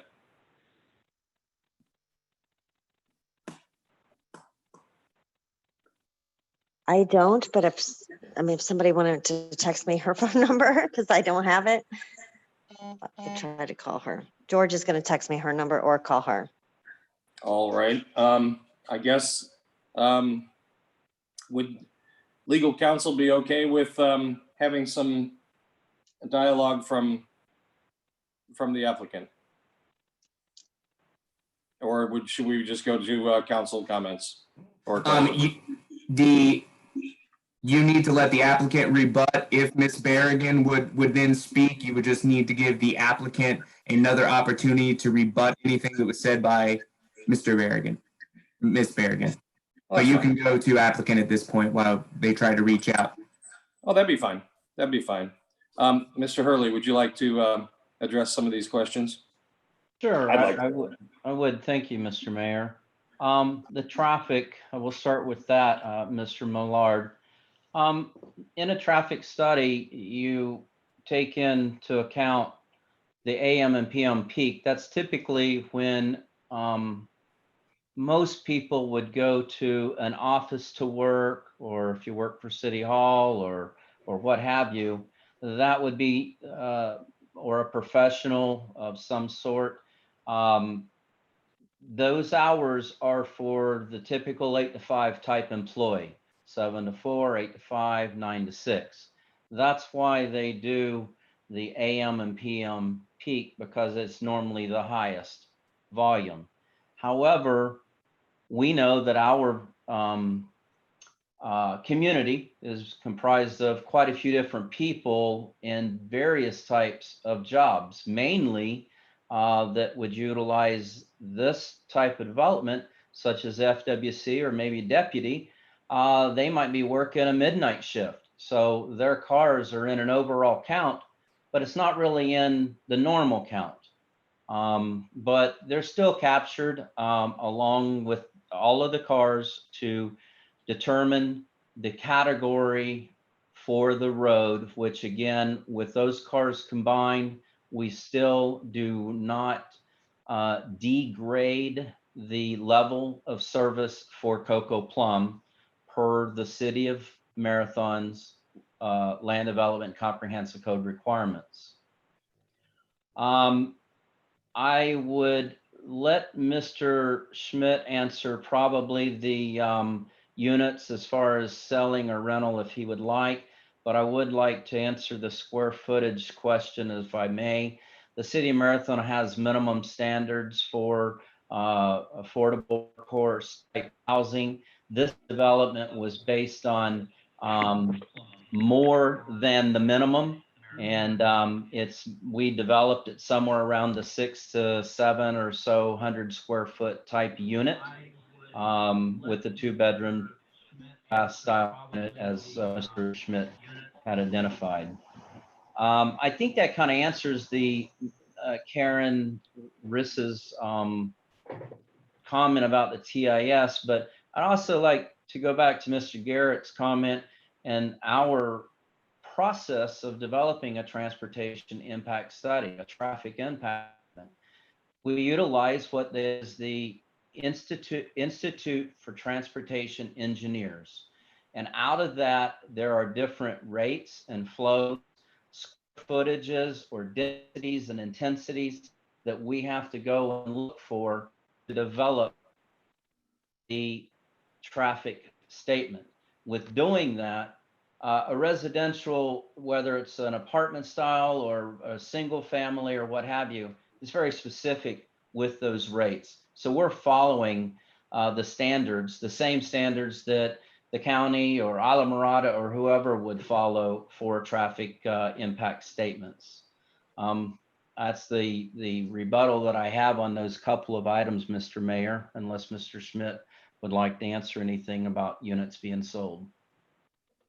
I'll respond to the rental question, which is a good question. So I would be, first of all, the financing for this project to make the monthly rental amount, the cost to the guest, to the tenant, keep that within the framework that people can afford to pay. So if you build a unit, for instance, without tax credits, a 2-bedroom unit, and there are some here in Marathon. Tarpon Harbor is a good example. Nice project. You can go on their website, and the rent for a 2-bedroom, deed restricted, affordable unit there is $2,350 a month today, and that is then plus everything else, plus electric, plus water, plus if you want to watch TV. If you want internet, plus. So you're talking about $2,800 a month for rent. The need for housing for essential personnel is for rental housing, not for owner occupied housing. The only way that you can provide affordable housing for essential personnel is with tax credit funding. It's the only mechanism that's going to allow these rents to be in the $1,500 a month range versus the $2,350 a month range. And so that's why the units are being rented, because A, that's where the demand is, and B, that's the only way that you can provide a unit that is truly affordable for the people who need it. I would propose that maybe someone on the council would potentially ask George Garrett, or someone else on staff, Mr. Solis or someone else who has reviewed many over the years, traffic statements, impact statements, to give the council here some comfort as to whether or not they believe that this traffic impact statement meets the typical criteria or not. That's a good question that I think we'd all want to know the answer to. Well, thank you, Mr. Schmidt. Mr. Solis, do you have anything to offer as relation to the traffic statements? May I swear him in? Yes, you may. Who's going to speak? Carlos? Yes, I'm Raise your listening. Right. If you can raise your right hand, do you swear to tell the truth, the whole truth, and nothing but the truth, so help you God? I do. Thank you. Yes, I have also reviewed the traffic impact statement. And as Steve has explained, listen, the Institute of Transportation Engineers, they've been doing for the last 4 decades, 5, 6 decades, continuous traffic surveys. And what I mean by traffic surveys, analyzing what residential properties, commercial properties, restaurants, every kind of business, and they generate a trip generation. They'll basically say for housing development, you're going to generate so many trips a day for that development. That peak hour that Mr. Hurley referred to was, they're going to say between the hours of 8 and 9 o'clock on the average. So per 1 hour, you're going to generate, like he said in this case, 34 trips in that peak hour. Now, the gentleman asked, what happened to the other trips? Everybody doesn't leave their house at the same time. Some people work at 6 o'clock in the morning. Some people work at 8. Some people work at 9. As Mr. Hurley said, you have some people that work in the evenings. They're bartenders. They may work a graveyard shift. So that manual distributes on the average what those trips are. So that peak hour in the morning, that trip distribution, that's just an average of between 8 and 9 o'clock in the morning, which is the busiest times. That's what you can expect from this type of development of an impact on that roadway system. It doesn't mean that's the only trips that they're generating, but between 8 and 9 in the morning on the average, you're going to generate 34 trips in that 1 hour period. The rest of the trips from that development is going to be distributed within the rest of the day. If you also look at his analysis, it does compute the total trips from that development, which is your average daily trip. And that number is much higher than that peak demand. And that generates all of the trips that's going to be generated during that period. And that information is also provided in that report. But what we're concerned with in terms of capacity of the road is what that peak trip is going to generate in those peak hours. And that's the information that was provided in the report. And it is accurate. I've reviewed it, and it's based on the trip generation manual, which is very good information. And they use that nationwide, and it's an average of trip generation from decades of taking information. Yeah, and I would add to that, because it's something I was going to highlight with Carlos, is that, you know, we typically present peaks because that's what affects road capacity most. But the fact is that trip generation manual has a suite of curves for every type of use that really sum up to the entire expected use in the course of a day. Very well. Are we back to Linda Berrigan yet? Yes. Ms. Berrigan, you're on, please. Hang tight. I've got her on my phone. I'm going to use my speaker on my phone to try to generate this conversation with her, because she is having trouble getting in and has not been able to do that for about an hour. So well, we were having the same troubles earlier, so. Okay. We're ready to go here. Just to be clear, Mr. Mayor, there's no waiting room on this, so anybody who's dialing in should be able to get in. Work on improving the median strip on Coco Plum. It looks wonderful and it's sorely needed. Now to get on to the request, and you know I always have requests. Because of recent economic realities, we think it's quite important for the resolution 2020-3036 be amended to include the list of recommended safety precautions that I have communicated to the City Council over the past couple of weeks. They all deal with the area directly impacted by CB1 and 2. That's Avenue A to Avenue C around the curve. It is our hope that including them in the conditions for approval, they will, in case there's a long period of economic difficulty and delayed funding, that we can, when the times change, proceed along those lines to improve the safety on Coco Drive. I think that's imperative, and I hope that you will include those recommendations as conditions for approval of the project. We are pleased to see that the density is moderate. It's a little higher than I negotiated in 2004 when I negotiated with the city, state, and South Florida Regional Planning Council. We agreed to 15 units per acre for the high density and on Cocoa Plum. That was never footnoted in the comprehensive plan and has fallen by the wayside. The 15 that's in the density chart was to refer to Cocoa Plum.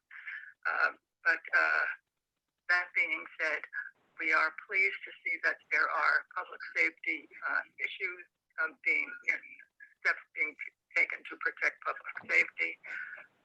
We do have some concerns about the assurances. It seems that there will only be approximately 15 units per development for essential workforce. And the big appeal of the project was to provide housing for the essential workforce. And I'm a little disappointed to see that it's only 15%. I had hoped that it would be a higher number than that, since the workers are very important to the well-being of the community and the city. So at any rate, we do hope that you will be able to provide more units for essential workers in the future. The public safety on the curve north of Pascayo and East to Sea is heavily impacted by the Seaview development, and we do urge you to include the public safety components in the conditions for approval. Thank you very much. Thank you, Ms. Berrigan. Would the applicant like to respond in any way to? Yes, Mr. Hurley, go ahead. Yes, thank you. I appreciate her comments. We've come a long way with some of those, with the developments around there. The only, it's just more of a clarification, Mr. Mayor, is 15% is, 25% of the units are reserved for the essential personnel. That's 15 units. I think, and I might not have heard her correct, but I would just want to make clarification where it's 25% of those 60 units, which is 15. That's at minimum, right? Mayor, Council, just to go to Linda's question, there are still, unfortunately, questions out there related to fair housing. The state is still grappling with those issues about how to deal with essential personnel, whether that becomes a fair housing issue or not. So I would love to have 100% of these units reserved for essential personnel. That's the reason I really wanted to do this project in the first place. It's the reason that I contacted our state representative, Holly Raschine, over 2 years ago to try and develop a funding mechanism that would allow for a project like this to be approved. And that House Bill 7103 applies only to Monroe County. It is not a statewide legislation. So it is specifically for us based on her request. I would love to see 100%. And if the fair housing issues don't raise their head here, then I would certainly be willing to do that. On the other hand, when you talk to the hospital, when you talk to FWC, and you talk to the sheriff, they don't want to be on the hook for 10 or 15. While they each would like to have, potentially 10 or 15 units available to them, they don't want to be on the hook for those units too. So we don't want those units sitting vacant at the same time. So we've got to try and address that question too. If they wanted to lease, 10 or 15 units, each one of them, for their own staff, that would solve the problem. But they at this stage don't want to do that. I can tell you because we've had that discussion. But that market then, Mr. Schmidt, is sort of going to work itself out, don't you think? I think so. I think so, Mayor. I do. The hospital is going to put a big strain on this community relative to housing for folks. And I don't, even with the units being built down by Home Depot, I don't think that's going to resolve the demand. The last project that came available in Marathon, which was 72 units, I think George can verify this. They had over 500 applicants for those 70 units. So that demand just didn't disappear as a result of COVID. It was only made worse by Irma. That project opened before Irma. So if anything, I think the demand is greater today than it was a few years ago. Thank you, Mr. Schmidt. And I know the council has been very patient, and I would like to open up questions from the council. Can we just, Mr. Mayor, can we just check to make sure there was no more signed or sworn testimony? Please do. As a reminder to anybody on the phone, wishes to speak. and as a reminder to anybody on the phone, please dial *9 to unmute yourself, or *6 to unmute yourself, or *9 to raise your hand. And Mr. Mayor, we do have somebody who's raised their hand. Have they been sworn? I'd ask them to identify themselves first. There's 305-743-0399. You're unmuted. Please identify yourself.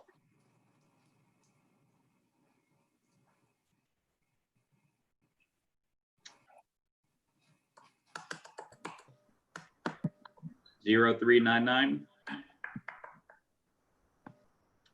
Okay, we also have another person on the phone, 256-509-1471. You are also unmuted. Please state your name and address, please. Whoever that was, you just muted yourself again. There you go. Please state your name and address.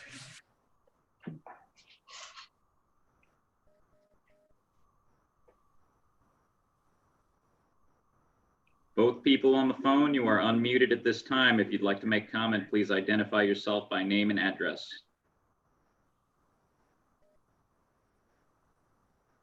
All right, Mr. Mayor. 81 Cocoa Plum Drive, Harmon.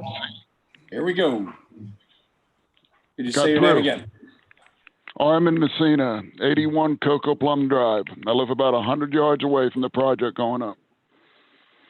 Okay, I'll need to swear you in. Hang on, Mr. Messina. You need to be sworn in. Okay. Please raise your right hand. Do you swear to tell Go. the truth, the whole truth, and nothing but the truth to help you God? Yes, I do. Thank you. Okay, most of you all know me, and I live about 100 yards away from this project. Traffic is going to be a major, major concern. I keep hearing the number of 34 vehicles. It's going to be 34 more vehicles. All right, and it's not uncommon, especially during peak hours, to see traffic backed up 3 to 4 lights already. Also, the other lady brought up a good point that we are taking traffic surveys now during this COVID situation. You're not getting a true view of what's going on here. And especially during holidays and seasons with boat trailers. I mean, I couldn't even imagine what it would be like out here. We're having a difficult time trying to get in and out of here while we're doing this.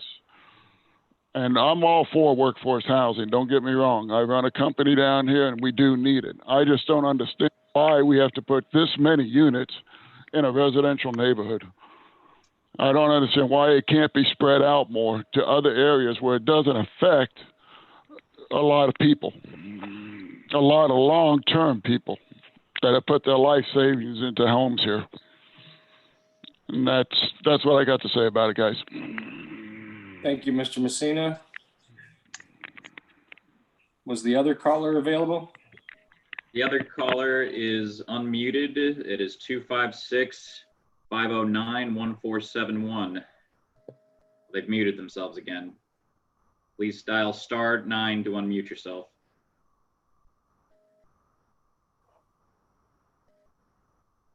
Excuse me, *6.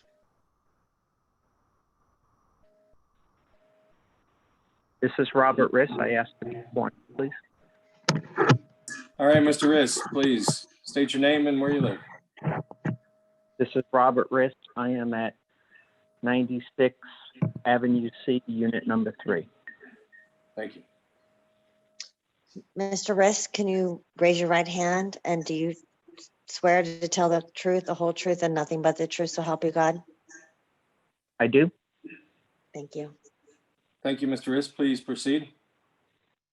Yes, my wife spoke earlier and she raised into question the traffic flow rate.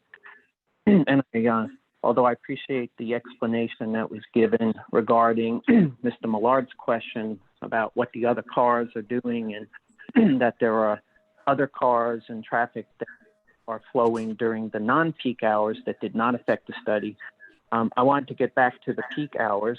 And as the prior gentleman said, I do call into question the rate of one car. I believe it was every 2 to 3 minutes. And I'd like to go back to the traffic light example. If you go to that traffic light at any time during the peak hours, you're going to be waiting behind 5 to 10 cars.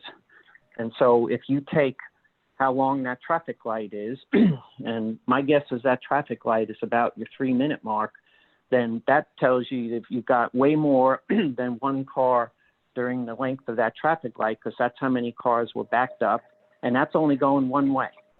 And you know that there are cars coming off of US 1 going the other way as well, and they're not even counted in what I consider to be just the sanity test of what you see at a traffic light at any time during the peak. And that's it. Over. Thank you.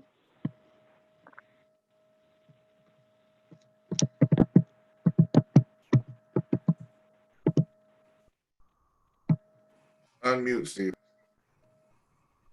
Thank you. I have a sign right here that says, "Are you muted?" I didn't look at it.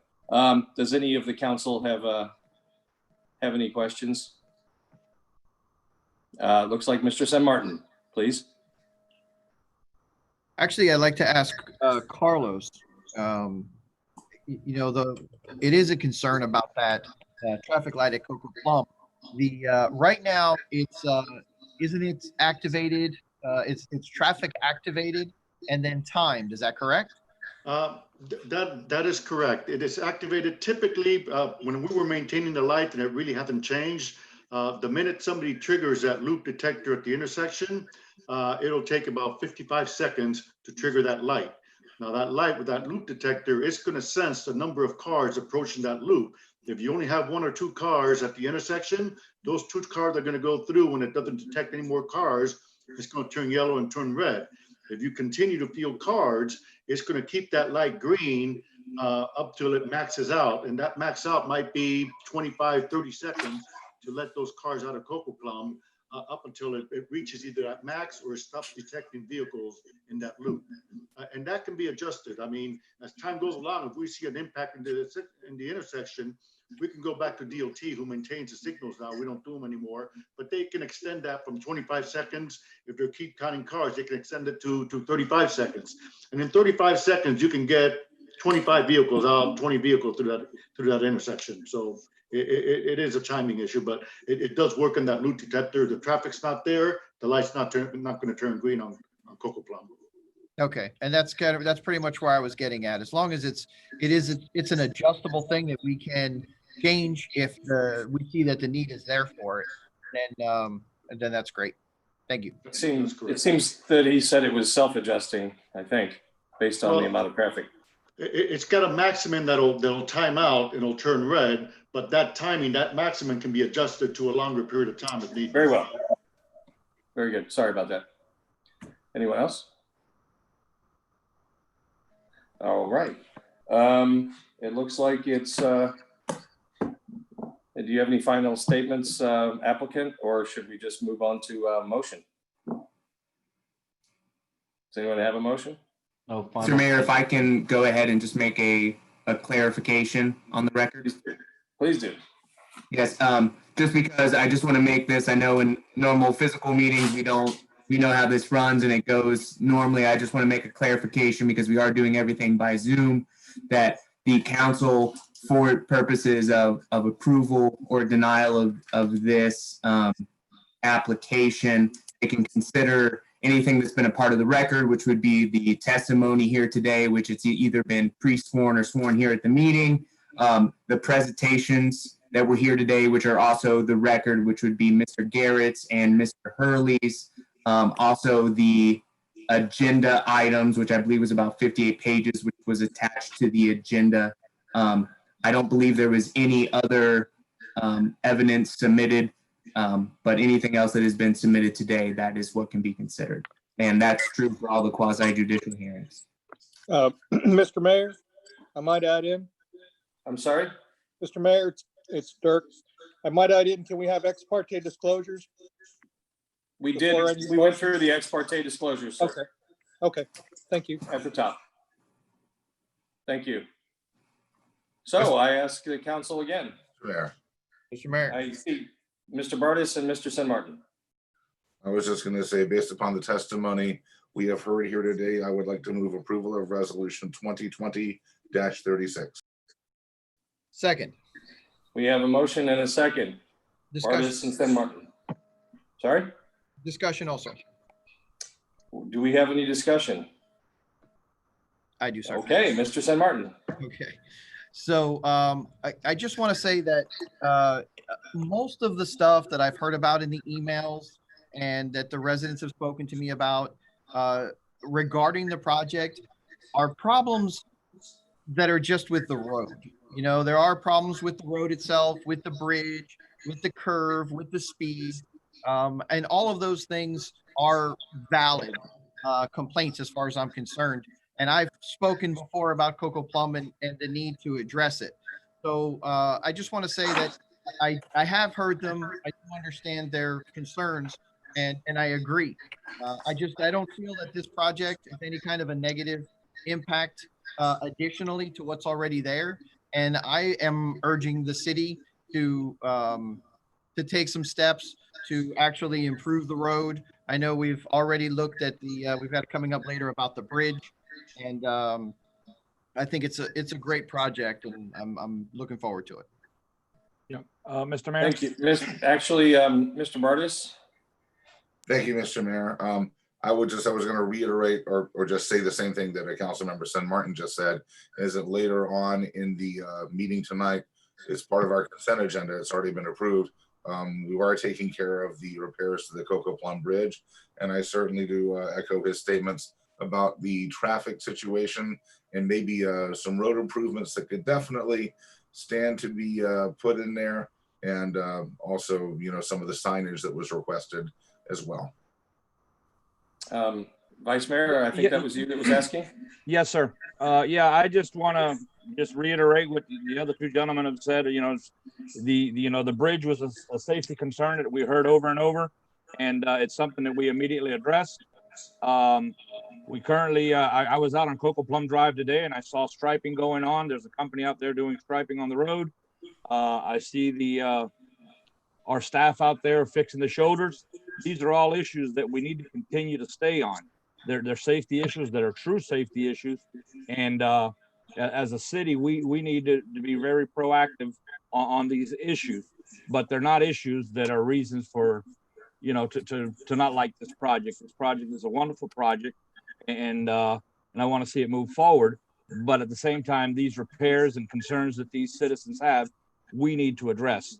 And having said that, any repair that's going to be in the immediate area of the project where the curve is at, which you know, I would like to see some of the issues maybe have a joint effort from the applicant to help reach the goal of getting that area repaired with some of the expense on him.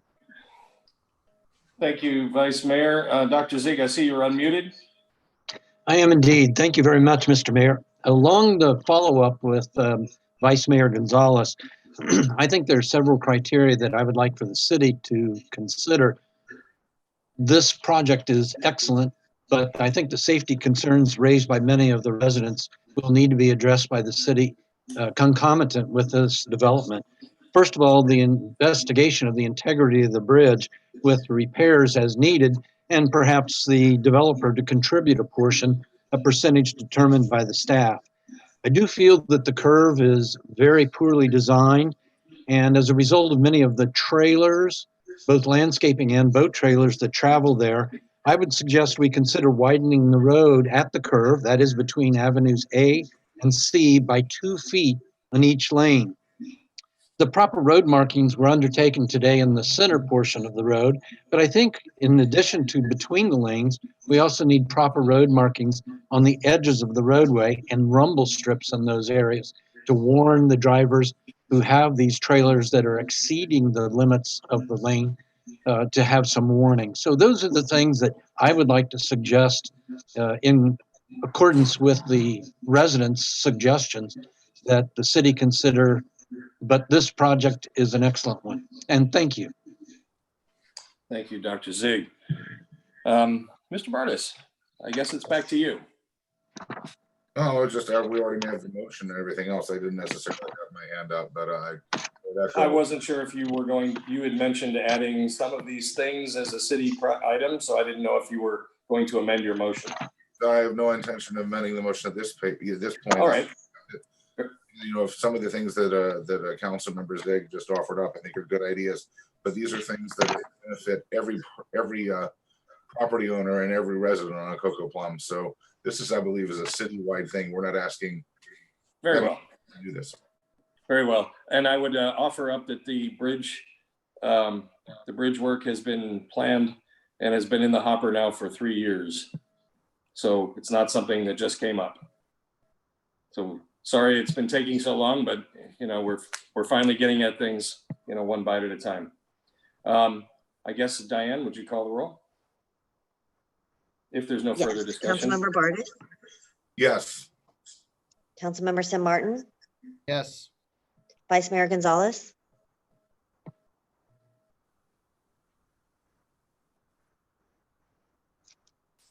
Louis, you need to unmute. Yes. thank you. Councilmember Zig, Yes. Mayor Cook, Yes. All motion right. carries. All right. Thank Next you, item. Council. Mr. Mayor, Yes, sir. just a 5-minute recess. A 5-minute recess. All right, it is 7:50, exactly, 7:55. Let's resume. And also, Mr. Mayor, I don't know if you want to consider when you come back, whether you, obviously the agenda has a time certain at 6:30 or soon thereafter, or at the end of the meeting for public comment that doesn't already have agenda items attached. So I don't know if you want to address those when you come back. Right, we actually saw that there was nobody in the queue for citizen comments at 6:30. So we bypassed and we will catch up at the end of the meeting. Perfect.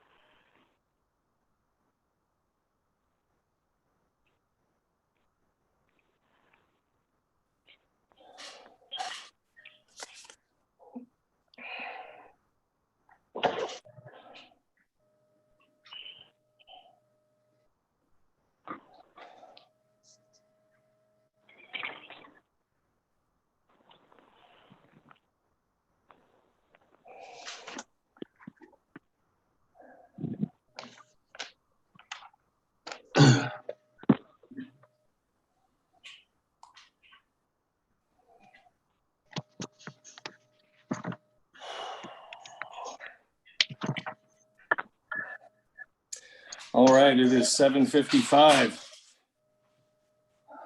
Let's see who we have. Are we ready to return to order?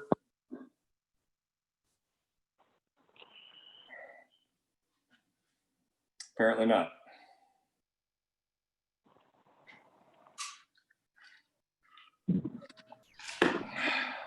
Mr. Mayor, I caught you speaking just a second ago. I was just stepped away from my desk. Was that directed at me? I was just asking if we had our council present to return to order, but it appears we do not. I believe we have Mr. San Martin. Mr. Bardis is now coming back into frame. Mr. Gonzalez is also back with us, it looks like. Very well. All right, I call this meeting back into order for item. Oh man, lost my page already. How about that? 2044. Here we go. Thank you, Diane. You're welcome. Consideration of a request for a conditional use permit for Guillermo Torres pursuant to Chapter 102, Article 13 of the City of Marathon Land Development Regulations entitled Conditional Use Permits for the development of a property into multifamily housing, office and retail located at 10155 Overseas Highway, which is legally described as part of Government Lot 2 and Bay Bottom south of and adjacent Park Government Lot 2, Key Vaca, having real estate number 001044460 followed by 6 zeros, nearest mile marker 52.5. Oh, very well. Is there any ex parte communications, council? Mr. Mayor, I have had ex parte communications from both the developer and people who have emailed me and given me things to read and things to think about. They will not affect the way I vote today. Thank you. Mr. Mayor, the same. It will not affect the way I vote today. Thank you, Vice Mayor. Mr. Mayor. Mr. San Martin. So yes, I've also had ex parte communications with the developer as well as staff and some of the people that will be speaking today. But I have a question for the attorney. Are you there, Dirk? I think all our attorneys are on. Okay. I need to make sure that there isn't an issue with me voting on this project. Mr. Torres is currently under contract with me to build a house, and I need to make sure that that is not kind of a problem. No, sir, it is not a problem as your vote does not inure to your special private gain. Okay, thank you. And Mr. Mayor, So would you go through, Mark, unless I missed it, would that, any of that information be likely to change your vote? No, none of it would be likely to change my vote. Thank you, sir. and Mr. Mayor, Yes, sir. I have had communications with all the parties, including the staff, and it will not affect my vote tonight. Thank you, Doctor. As the other four have said, I as well have spoken to the applicant and have had email correspondence with many folks and discussions with staff. Will not affect my vote. And I apologize to everybody for the tempo. It's not, we just don't have a battle rhythm right now, but we'll get there, I hope. All right, Mr. Garrett, I'm sorry, Mr. Shea. Correct?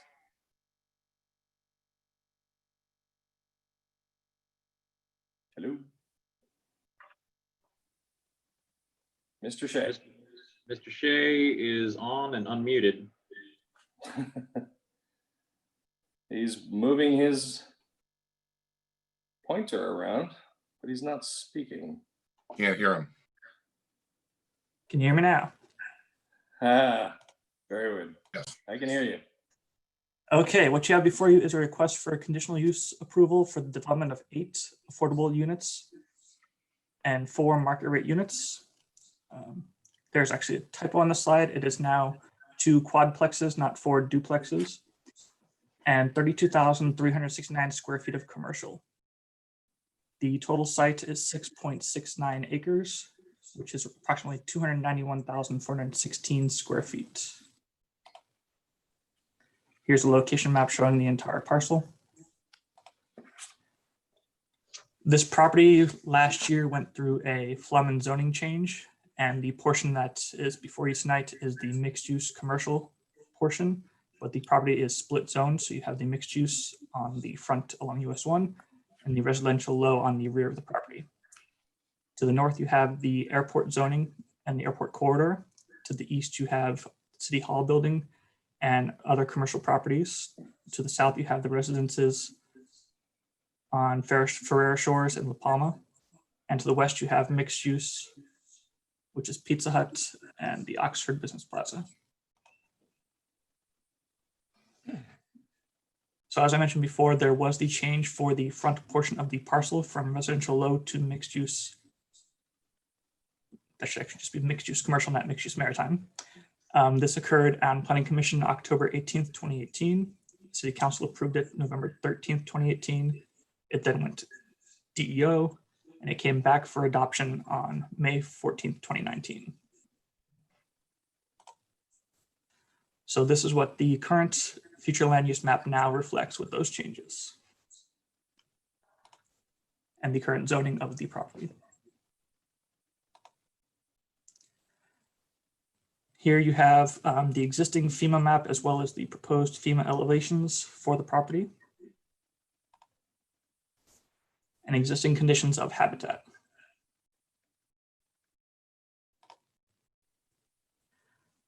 The parcel is also on the FEMA Fish and Wildlife Endangered Species list for the eastern indigo snake, the Stock Island tree snail, and the tree cactus. Applicant is proposing 4 units that are single-family residential, 8 units that are made of 2 quadplexes, and of course the commercial square footage of 32,369 square feet, which will include offices and retail. There have been some changes that were to address the comments brought up at Planning Commission. Those are highlighted here on the slide. The main ones are the reductions in the rooftop area, the additional parking spaces, the additional stairways, and consolidating the duplexes into quadplexes. Here you have the amended site plan of the development. And here it is superimposed so you can see it where it's situated on site.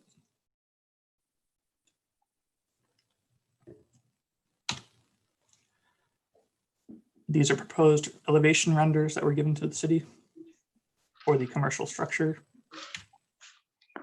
as well as proposed floor plans for the first, second, and third/rooftop area. As mentioned in the previous application, conditional use looks at compliance over many features. We have highlighted the main 3 that have been brought up from staff concerns as well as from the public. Those pertain to ingress and egress, parking and screening and buffering.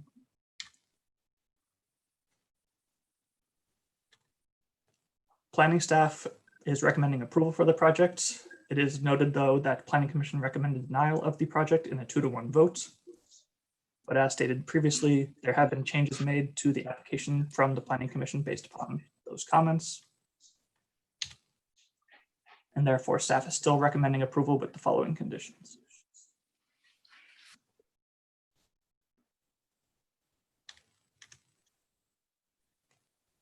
That is all. Thank you. Would the applicant or an agent for the applicant wish to speak? Good evening, Bart Smith on behalf of the applicant. I'll be providing a brief slideshow going through some of the same material that Mr. Shea went through. So I'll bring up my screen. Can everyone see my screen? It's up. All right, I'm already a success tonight. So the project is La Palma, which is the culmination of Mr. Torres's desire to, after getting the property rezoned, to utilize it in the typical fashion of a mixed-use property in the surrounding area. The front of the parcel, as was stated, will consist of a 32,369 square foot commercial building. And then towards the back, you will have 8 affordable housing units and 4 market rate units. As was identified, the parcel right now is scarified land that will be redeveloped, and all of the development will be in the front of the parcel. As can be seen on the right, the commercial is put towards the front, with the parking for most of the commercial towards the front, and ingress and egress through that front, and then the other ingress and egress behind the building, all located within the same area as commercial buildings have their ingress and egress around the buildings. Then towards the rear of the property and the remainder of the scarified property, the residential portions of the property are developed, providing consistency with the surrounding land use areas. The property size is 6.69 acres, of which 2.28 acres of it is scarified, which is a project site. The remaining 3.77 acres is mangroves, which will be preserved with the conservation easement. The zoning map and future land use map for the subject area is mixed use, which is consistent with the desire to develop it.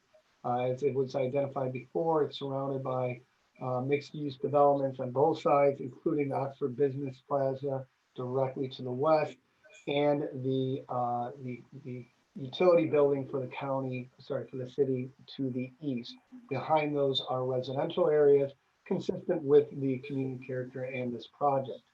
Now, one thing we did to demonstrate its consistency in footprint and layout with the surrounding area was we overlaid it with the adjacent properties to show that based on the amount of frontage along US 1 as compared to the size of the buildings adjacent to it, it is consistent with the size and footprints of the buildings in the adjacent area. The idea is that in any mixed use area, the commercial parcels are portion of the parcels pushed to the front, so that ingress and egress is directly out onto US 1, onto the highway, without going to the residential areas. This is consistent not only with these two areas, but most of the downtown area of the city of Marathon. Other buildings with similar footprints that have been developed is the Marathon City Hall. Actually, it's a similar size footprint of about 15,000 square feet. And then, of course, the Royal Furniture Building, which footprint is much greater than this. All of those approvals have occurred in the recent past. The floor plans are typical of an office retail building. The first floor has office and retail. The second floor is office or retail, but primarily will probably be office, just because of the number one rule of retail is be on the ground floor. Third floor, it could be office or retail, but again, as you go up, typically it becomes more and more office, just because of the demand for having office and on higher levels and retail on lower levels. The property is compliant with the density and intensity under the city code. As identified, the total square footage available for the property is about 2.28 acres, and the total utilized is 95,576 square feet of the 98,575 square feet. The proposed uses in compliance, mixed commercial uses include retail, restaurant, and personal services, and they're allowed and encouraged in the mixed use zoning district. Affordable and market rate residential uses are also allowed and encouraged in the mixed use zoning district. Proposed uses are similar to those in the surrounding areas, including having commercial structures in the front and the residential structures in the rear. The environmental impacts of the proposal are minimized. The mangrove area and waterfront upland area will be preserved under a conservation easement.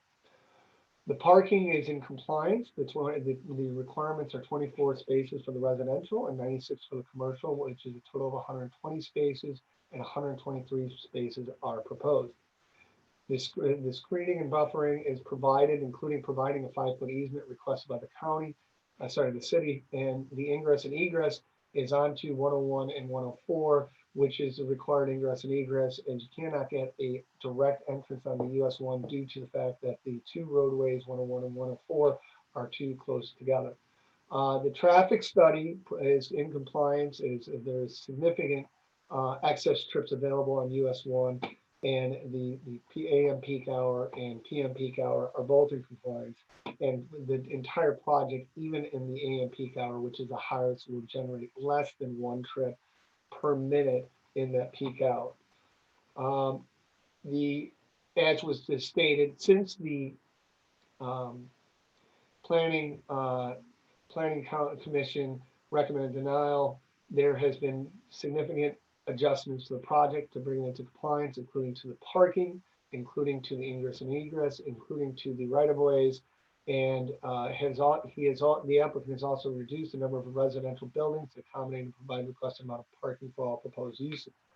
The applicant has also added an additional point of ingress and egress from the rooftop of the commercial building in order to satisfy requests from the fire marshal. Finally, the applicant accepts all conditions for approval.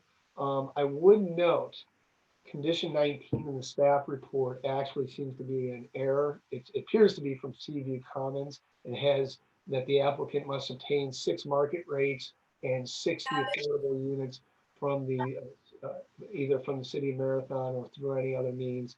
I'm paraphrasing that. I believe that the correct is to obtain 4 market rates and 8 affordables. And of course, with that correction of that Scrivener's error, the applicant is agreeable to all of the conditions of approval. Now, some of the highlights of this approval is that it provides more new commercial space that will benefit many business owners on and off the site, and that will provide many important services to the residents of Marathon. There'll be 8 new deed-restricted affordable housing units for residents of Marathon. And of course, the mangroves and natural waterfront area on the south side of this project will be completely preserved. This proposal is in compliance with the applicable land development regulations and supported by the goals, objectives, and the policy of the comprehensive plan. And at this juncture, based on the information that has been provided, the project has provided prima facie evidence that it meets the requirements of the code, and we would request approval of this project as it meets all the requirements of the code at this time. So with that, I will turn it back over, if I can figure out how to end the slideshow and turn off my screen, and be available for any questions that you may have. Thank you, Mr. Smith. All right, do we have speakers, Ms. Clavier? Yes. Dave Daniels.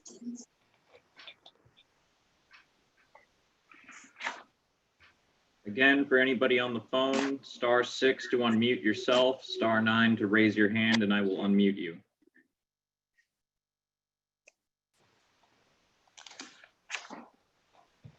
I guess let's move down the line until we get somebody. Hello. Hello. Hello. Hello. Can you hear me? Yes, we can. This is Dave State your name and where you live. David Daniels, 100 Street, Marathon, Florida. Thank you. Go ahead. Okay. The following has been voted on prior to this meeting. Development Review Committee, Monroe County, on December 17th, 1998, denied this because of the environmental impact and not appropriate for the neighborhood. Planning Commission, Monroe County, denied changes to the land use map on May 15th, 99. Monroe County zoning change required August 18th, 99, denied. Marathon City Council voted to deny zoning change August 26, 2008. Marathon Planning Commission voted to deny request for this project November 18th, 2019 because of the land use plan and not appropriate for the neighborhood. What was changed in between 98 and now, other than the scarifying of the land and adding fill and then changing the zoning? Talking about the other buildings in the neighborhood, the city garage is a very large building, but you hardly see it from the street. And I've never heard any noise coming from that building. That was a good job done by the city. The 100th Street commercial building has the first floor parking garage underneath it and very small amount of traffic whatsoever and zero noise ever coming from that building. How can this project, including the restaurant and the rooftop party place, have no smells, no light intrusion, no traffic that interferes with the neighborhood, and no noise? Thank you. Next, we have Dan Schick.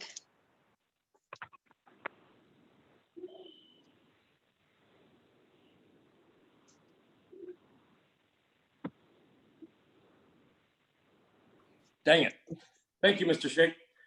After you've unmuted, please state your name and where you live. Star 6 to unmute yourself if you're on the phone, star 9 to raise your hand, and I will unmute you.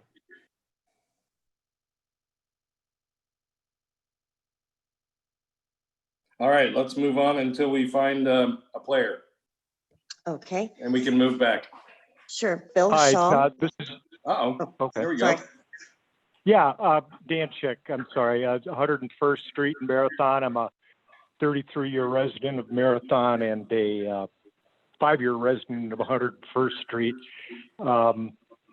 This lot has a very storied history, obviously, that precedes me living here. After the zoning was changed, it was my understanding that it was agreed to hand remove any non-native exotics. Unfortunately, this was not done. The entire lot was scarified, to use your words, clear cut, basically everything on the lot. It was my understanding that the replant was supposed to be done within 30 days of the removal of the rubbish piles. That also has not been done. I think one of the most important jobs of our city council is to act as stewards to protect environmentally sensitive land. Unfortunately, with all due respect, I don't think that has been done in this particular case. So fast forwarding today, and the developmental plans that we're looking at there, one of my biggest concerns obviously is traffic. If you are to access this property from the north, there is really only one way to access it, and that is from 101st Street. 101st Street at this juncture is really merely a lane. I understand that you're going to make some easement improvements, but anybody accessing this entire property from the north will have to access through 101st Street. I don't think the traffic studies, again, to the previous points, are accurate, and they don't take into consideration the blend of residential and now a restaurant. Mr. Hurley in the planning meeting mentioned that the top rooftop would be used for parties and the like. Obviously, a restaurant within a residential neighborhood is going to produce odors, and an event palace, so to speak, an event location, I think would have a detrimental effect on the neighborhood from a noise and a light standpoint. And, you know, there are several blanket statements within this that the proposed project will have no detrimental effect on odor, traffic, and light. I think is a naive and misleading statement based on, you know, actuality. So, you know, the whole makeup of the particular neighborhood that I live in, there are 2 residents that live on 101st Street that are permanent. I had the joy of living next to a vacation rental last week with probably 15 to 20 people enjoying their non-social distancing scenario, by adding this development at the end of the street, it is going to turn the traffic situation from what I deem currently to a nightmare to something beyond that with, again, with the traffic. My main concern is anybody accessing this property from the north has got to do so through 101st Street. I respectfully suggest that the city council decline the plan as it is currently written until such time that you can access this from US 1 and redirect traffic away from accessing the property from 101st Street. And thank you so much for your time. Thank you, Mr. Schick. Who do we have next? We have Bill Shaw. Mr. Shaw, please state your name and where you live.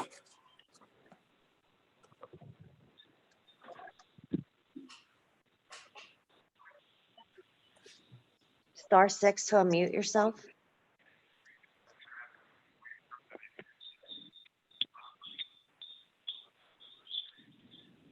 And then possibly turn down YouTube. Somebody.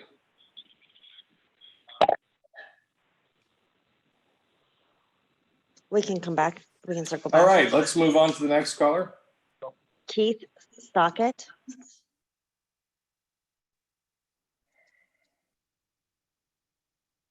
*6. This is Keith Stockett on 100th Street. Can you hear me? Yes, Keith, go ahead. No, I couldn't agree more with what's said so far. The traffic is obviously a major one, and I really feel for the Shaws. I really think you should start, if you decide to approve this, reducing our property taxes, because the Shaws in particular, Dave Daniels and then myself third, are all going to have lower property values. I could see the Shaws trying to get out of their own parking lot or their own driveway and not be able to get out because of the overflow. At the same time, in the middle of the night, I know we're having a hard time enforcing our codes and the laws that we have on the books. I've been listening on to the whole meeting, is that we have a loud band playing on top of the building from a wedding that's going on, and we all hear it in the whole neighborhood throughout the day and the evening and night without somebody putting a stop to it. Let alone the light, about in the middle of the night, or let's say in the evenings, as the light. I think the City Hall did really well on the lighting, that it minimized the light pollution. That my concern is that the light's going to continue to just take over the whole place and not be able to see the sky at nighttime from this also. So you got noise, you've got light, you've got traffic, and the US 1, I think this should be absolutely tabled, if not to be able to make sure that the city has the proper code enforcement to support and instill that these things won't be out of hand for us. Unless, you all want to move over here, over towards 100th Street, which I doubt you will once this thing gets started, but to at least be at a point where you can access this thing from US 1. Thank you for your time, and I want to throw a shout out to the City Council and the City Hall. You all have been getting trashed way too much on the COVID responses and the decisions you've made, and I really give you all kudos for everything you've done and being strong on getting this thing until this thing is over. Thank you. Thank you, sir. Mr. Mayor, we had somebody at 305, 304. That's me. Bill Shaw. I can hear somebody. You hear me? Say your name and where you live. Yeah, Bill Shaw. I live on 101st Street in beautiful Marathon. And how are you all this evening? Looks like it's going to be a long meeting.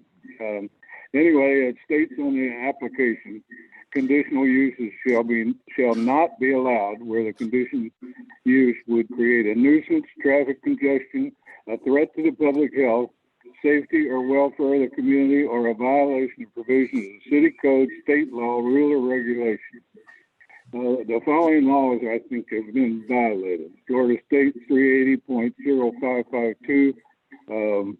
It's the law that states the Florida Keys is a critical area of concern and the environment of the Keys must be preserved. Florida Statute 163.32 and Florida Statute 373.4211 is really filled with wetlands.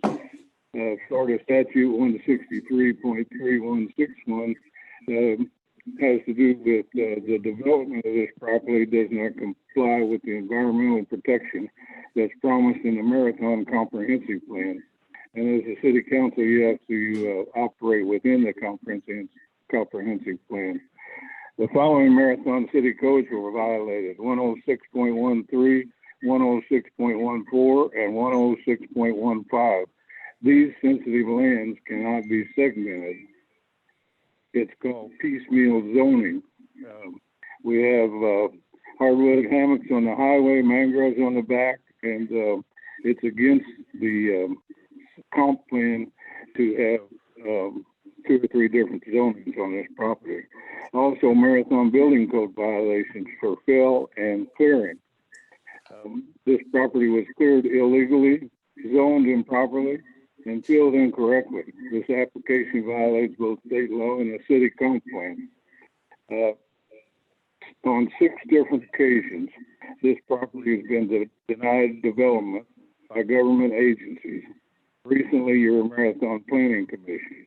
With this precedent and the violations mentioned, you must vote to deny this application. Also, I would like to request the paperwork I submitted to each council member prior to the July meeting and file with the city clerk be included in its entirety to tonight's meeting record, or I would be glad to read it into the record. Thank you. Thank you, Mr. Shaw. Do we have anybody else? Yes, we have quite a few more. Okay. Peter Chapman.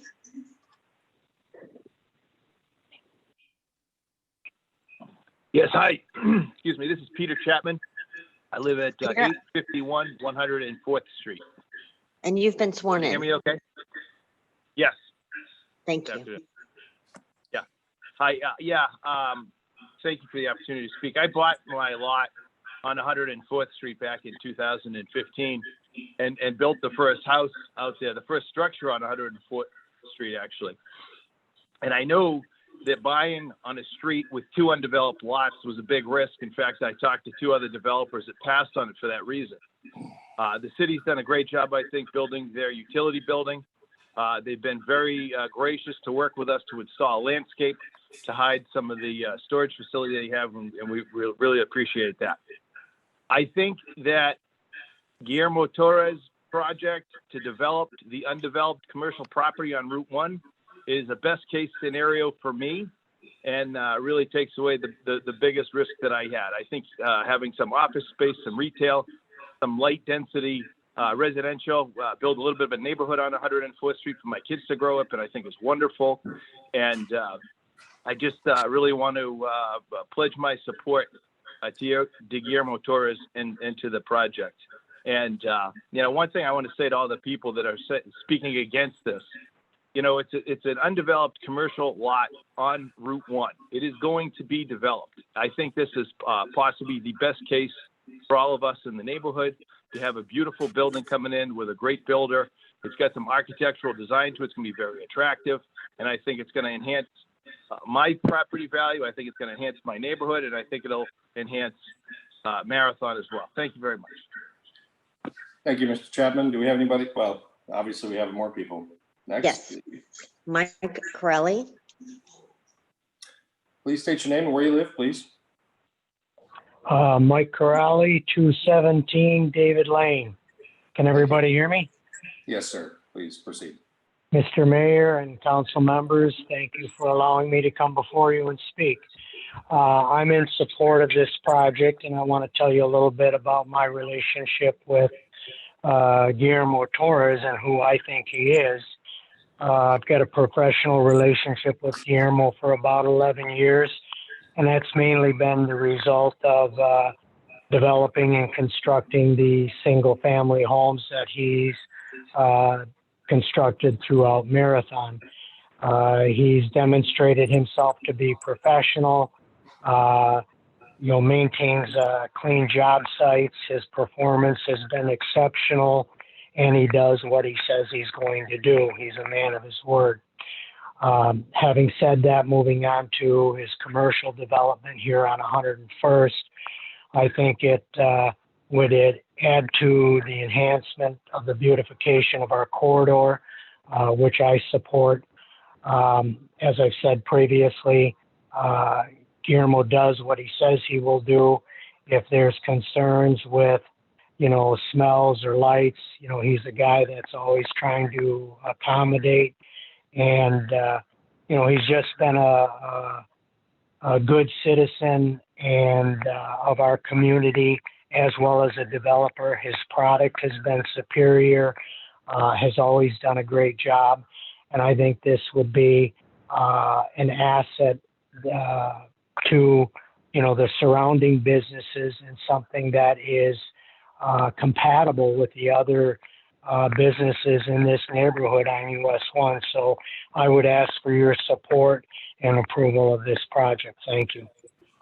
Thank you, sir. Next caller, please. Diane? Patrick Stevens. Yes, good evening, Mr. Mayor and Council. I'd like to thank you all for allowing me to speak tonight. Please state your name and where you live. This is Patrick Stevens. I live at 214 Anglers Drive South here in Marathon. Thank you. I'm speaking on this project on two parts. One, as the former chairperson of our planning commission.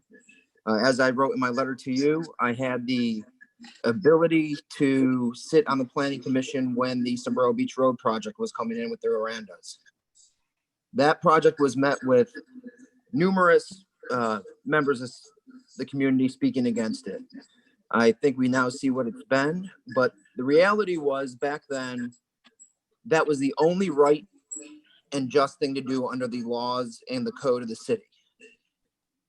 I implore the council tonight to again make the only ruling they can pursuant to the laws and the code and the LDRs of the city. Mr. Torres is not asking for any variances. He's not asking for anything special. He's asking to develop the property as a matter of right, just as anyone else could do. I think the neighbors should be thankful that Mr. Torres is the developer and not someone that wants to put something different in there. Mr. Torres also developed my house, and when he did so, my neighbors had some concerns, and he put up extra buffering during the time of construction. So I'm just asking the council to follow the code, the rules, and the law that control, and vote for the project, and thank you for your time. Thank you, sir. Next caller. Linda Powell. Ms. Powell, please state your name and where you live. Reminder to the *6. Linda Powell, my husband Brad Powell, my mother-in-law Avenue Mackerel. We're proud owners of 605 101st Street Ocean since 2003.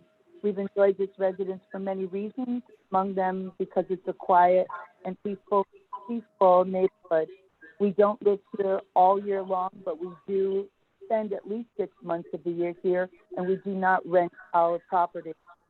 The proposed development at the corner here of 101st Street US 1 raises a number of relevant questions for our family. One of the proposed plans shows a retention or a swamp pond. That's a concern with freshwater standing, with possibility of mosquitoes and increased diseases. Allowing a commercial building will definitely decrease the real estate value of all the property within a third of a mile by as much as 20%. And this is unacceptable as homeowners, and we plan to leave our property to our children and grandchildren. Plans also show an outdoor restaurant, as been mentioned before, and the unpleasant odors that could happen, and of course outdoor speakers and music, and that will be a nuisance to our neighborhood. And doubling the number of homes on our street, that will increase traffic and safety issues in a very quiet neighborhood. We bring our families here and ensure their welfare, and this proposed change in our neighborhood would certainly change that. Our children's and grandchildren's futures should be considered when making this decision. Please consider protecting the homeowners of 101st Street, Ocean, by declining proposed development. Thank you for your time. Thank you so much. May we have the next caller? Yes, Angela Goodman, G-U-E-T, a man.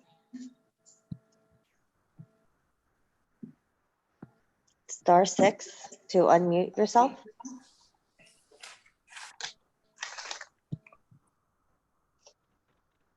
Okay, I'll go on to the next person. Kim Rabito Show. Hi, good evening. My name is Kim Rabito Show. I live at 1154 Camino del Vientos in Marathon. And I'm calling in to express my support for Mr. Torres.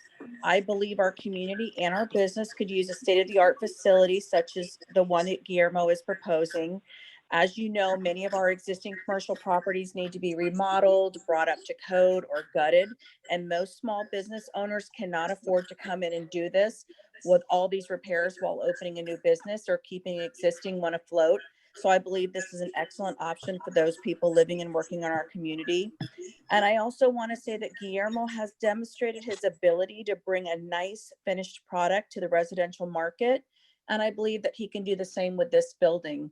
So thank you very much, and have a nice evening.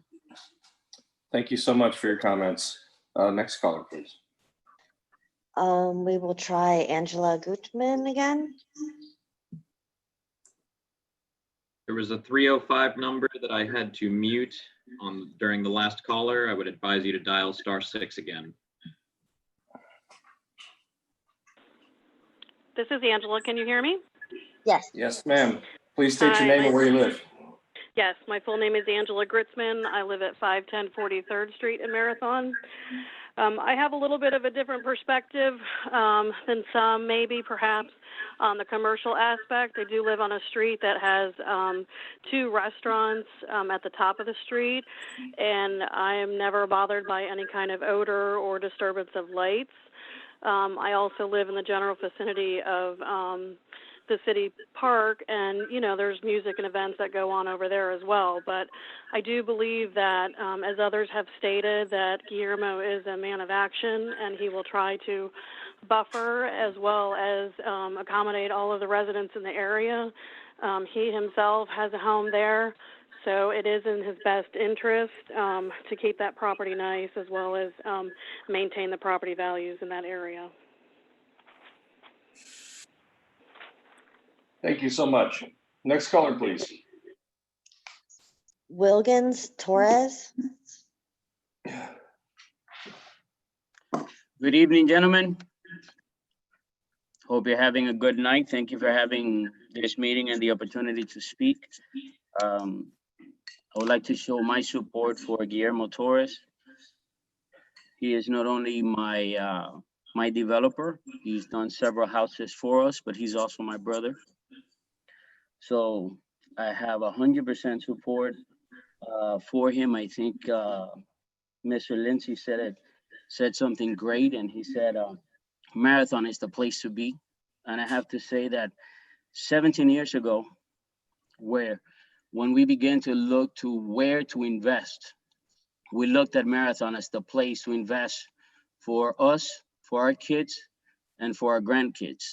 We're a family-oriented people, and myself, my mom, my dad, my brother, my nephews, we all get together on that same street, 104. So as Mr. Smith said, no one will build something that will degrade the value across the street from the very place that you have invested your life and soul. With that said, I think that the project that Guillermo, my brother, is currently presenting will bring something great to the city of Marathon. I believe the essence of this country is prosperity and growth and the protection of others, the protection of that same dream. And I think this is an amazing investment. We ourselves as investors in the city of Marathon, not only residents, but investors as well, we continue to invest into that city. My brother, I have to say that as the Bible says that where your money is, so is your heart I have to say that my brother has placed his heart in that city and has invested into that city and has changed that dynamic of construction, humbly saying so. If you look at his track record, we have to look at proven concepts. I believe that any developer can stand and say, I will do this and I will do that in simple terms. But when you look at what he did with a vacant, abandoned land on 104, and you look at the development that we created with that private community, beautiful homes, as Peter was stating, he was the first one that he built on that street, and we bought into that dream as well. And my wife and I, and we bought into that dream. And when you look at that development, it is an amazingly beautiful development. Those are proven concepts. Those are not things that we say we're gonna do, but those are proven concepts. If we look at the development project of another property that we own on Bruce Court, most of the houses on Bruce Court he has developed, the newer homes, and they've been amazing homes, beautiful homes that he has built in record keeping, maintaining the integrity of the community, and continue to invest. I believe that this will bring a great result to the city. I think will give the city what the city needs in the aspect of maintaining itself to the Isla Moradas and the other cities that are growing as well. I think this city, we love this city because it's a city that is family oriented. It's a city that wants to grow. And for those that are in objection, I believe that they have nothing solid nor valid. I think that they desire, and the expression is from one individual being brought to the rest. But we ourselves, being neighbors of this same community that we are building, we would never build anything that will deter, that will affect or devalue our properties. As a matter of fact, if we look at the value of our properties, and every property that my brother has built has only grown in value. None of them has decreased.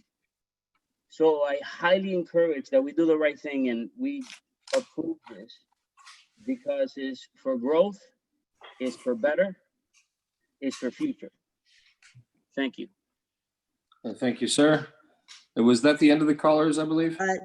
No, we have Guillermo Torres. Oh, very well. All right, state your name and where you live. As a point of order, that Guillermo Torres, I believe it's his application. Yes. He's the applicant. That goes to the party. Do we have any other public comment before we get to that? No, Say that we don't. speak, but We don't. Wayne Usiak, a neighbor. Just in case. Oh, okay, sorry, I misspoke. There's a Mr. Wayne Usiak, Can you 831. spell your last name? US as the country, IAK. Okay. Mr. and can you- Usiak, thank you. I need to swear you in. Okay, Can you raise your right hand? I may, yes, Do you swear to tell the truth, the whole truth, and nothing but the truth, so help you God? I do. Okay. So I am a resident at 831 104th Street. Guillermo actually built my home, and everything that Will talked about is correct. Guillermo has pretty much single-handedly built that development in that neighborhood and created a beautiful residential neighborhood for us. Everything Guillermo has ever done has been a high-quality development. He always does what he says. I'm an architect, professional architect, and I have reviewed the design and the drawings, and they are in keeping with the architecture of Marathon and are certainly going to improve what is the quality of building that we see typically in Marathon in the commercial area. It's quite a high quality development. So I support wholeheartedly Guillermo's efforts here and can assure you that he will build what he says he will build. Thank you. Thank you, Mr. Usiak. Certainly, Mr. Torres, you are able to speak. I didn't know if you wanted to speak or if you wanted to let Mr. Smith refute or rebut any of these comments? Bart Smith, I'll gladly take the comments at this time. Very good.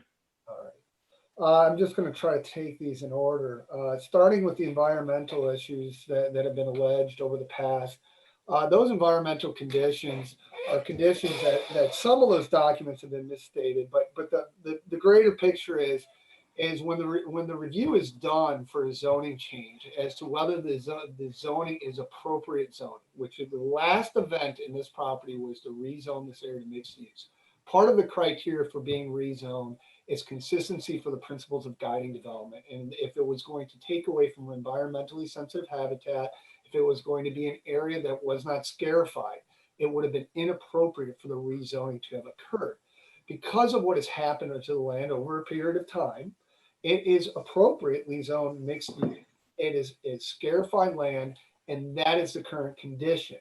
To make statements about something that occurred in 20, 25 years ago is not an appropriate view of where this property is now. There is no environmental restrictions on it. There's never been any type of environmental deed restriction. In fact, if you actually go back to those documents, it identifies that around 2.3 acres was scarified even back then. And then it identifies the remaining portion of the property was the environmentally sensitive. So even the statements that are made about the environmentally sensitivity of this property is misleading as to what the documents say at that time. But nonetheless, this property is appropriately been rezoned mixed use. It went through the legislative process. The commission at the time determined that it met the criteria to be zoned mixed use. It was reviewed by the Department of Economic Opportunity. And during that process, it would have even been reviewed as a commenting agency by the Department of Environmental Protection. During this entire process, this property has always been determined to be scarified and appropriate for a mixed use zoning. It is now being utilized as a mixed use zoning. So in this sense, those statements, they just don't have any basis factually as to where this property is situated today, nor is there any evidence that it is environmentally sensitive at this time or has any environmental restrictions that would prevent it from being approved. Noise. Noise is a speculative statement. Anything could be noisy. You have code in place that restricts noise during certain times of day. The idea that anything could happen, everything could happen, but that's speculative in nature. You don't guess on what could happen. You assume that the rules will be followed. You're required to presume that this property will be in compliance with the code, which means that there will not be any noise issues. There was a statement that was made that there is a requirement to replant the property. That is not correct. There is no documentation or evidence. There was a statement as to lighting or the lighting that's required. Certainly the code and any required lighting will meet the code that would not reflect into the neighbor's property. Statements as to property values. Ordinarily, undeveloped property actually can provide that someone's property is not worth as much nearby because of the concern of what could be developed. As what has been stated by some of the neighbors, what Mr. Guillermo Torres proposes to develop and will develop should lead to the increase in property values. Nuisance. Nuisance is always an interesting. Legally, a nuisance can be enjoined. And when you talk about nuisances of could have an odor or could be a nuisance, that again is a speculative statement. It's not something that can be relied upon for a commission to make a decision. The typical situation I think of in development or planning is if you want to talk about an odor that would be a nuisance, it would be, for instance, a stockyard or an outdoor factory that produces sriracha sauce or some type of odored sauce that is known to provide a nuisance. But simply because you're a restaurant does not mean that you're going to have an odor. It does not mean, in fact, most restaurants, as was stated, do not have an odor. So these are not bases to deny a project. Finally, traffic. The traffic that has been provided evidences that there is sufficient capacity on the roadways to support this project. There is not any evidence that would provide that this project does not meet the level of concurrency, and Mr. Torres has agreed to provide an extra 5 feet to allow to widen that roadway to provide sufficient space for that roadway to be utilized as a side street is utilized. So in that sense, Mr. Torres has provided everything necessary for this project to meet the code and be approved. Oh, I missed one. The retention pond. Retention ponds are required for stormwater management and stormwater maintenance. I think there's a misunderstanding of how a retention pond works. It's where the water drains into and it percolates out. They are not a retention pond that would create for mosquitoes. It actually goes into the soil and before it's detained and then discharged. It is a typical stormwater system that's utilized in the Florida Keys. What has been said that's important is many people that have seen what Mr. Torres does, sees the work that he does, understands that this is a benefit to the city of Marathon, understands what Mr. Torres will bring to this community and bring to this is an upgraded Class A office and retail space. And because of this, we would request that you approve the project as proposed. Thank you.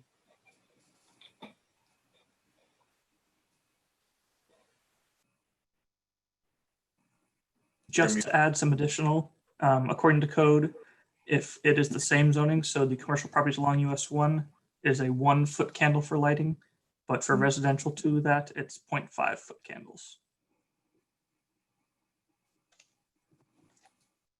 Additionally, as mentioned, there is the conservation easement, which will allow for greater protection of that natural habitat. And sections 106.13 through 106.15 were mentioned. But the next section is 106.16, which pertains to clustering the development in the scarified area. Thank you. Council, questions or comments? Wow. All righty. Would anybody like to entertain a motion then, if there are no comments? Mr. Mayor, I would like Yes, to make sir. a motion. I would like to Yes, make a sir. motion to approve 2020-44. We have a motion. We have a second, I believe. Mr. Bartis? Diane, would you please call the roll unless there's discussion? Councilmember Zig, Yes. Councilmember Bartis, Yes. Councilmember San Martin, Yes. Vice Mayor Gonzalez, Yes. Mayor Cook, Yes. motion carries. All righty. Moving on. First hearing of a request by Seasons with approval of the owner Crystal Cove Market Site LLC by the City Council of the City of Marathon, Florida for a conditional use permit and development agreement pursuant to Chapter 102, Articles 8 and 13 of the City of Marathon Land Development Regulations entitled Development Agreement and conditional use permits respectively, proposing that the development of 26 transient residences, 2 and 3 bedroom, and 18 one-bedroom hotel-style transient units with amenities, seeking to sever the connection with the conditional use permit and development agreement identified in resolutions 2019-55 and 2016-72, Crystal Cove Housing Partners LP, in favor of the project and agreements proposed herein for property located at 881 50th Street Gulf, Marathon, Florida, which is legally described as lying within Township 66 South, Section 6, Range 32 East, Key Baca, Marathon, Florida, having real estate number 003275150, followed by 3 zeros 100, near a small marker 50. Gentlemen, ex parte communication, please. Vice Mayor. None. None. Mr. Bartis. I have had none. Mr. San Martin. None. Dr. Zig. None. Dr. Zig. And I also have had none. How about the presentation?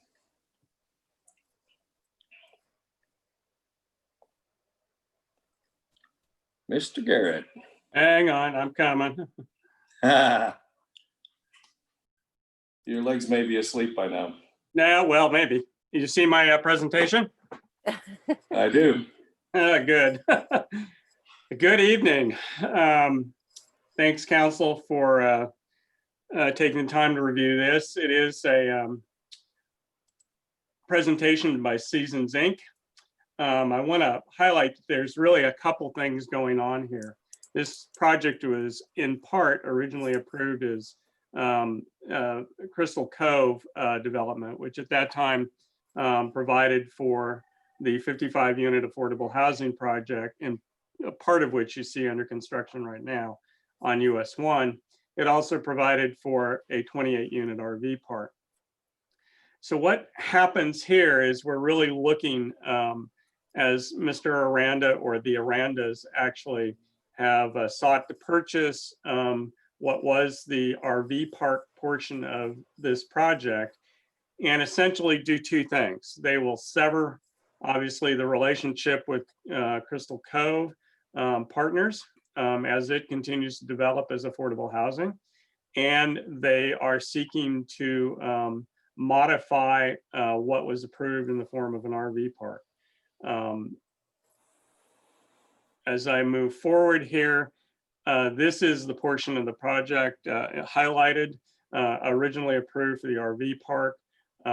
Again, to the south is the developing portion of the affordable housing project.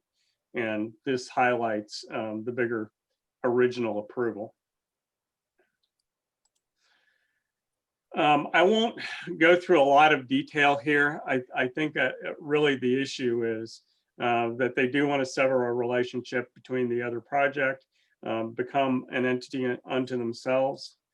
And then what they propose to do at that point is develop a 26-unit transient residential project, 2 and 3 bedrooms, a more traditional 18 one-bedroom hotel style transient units. I would note that I think the staff report gave them the credit for having a manager's residence on site, a misspelled residence, sorry.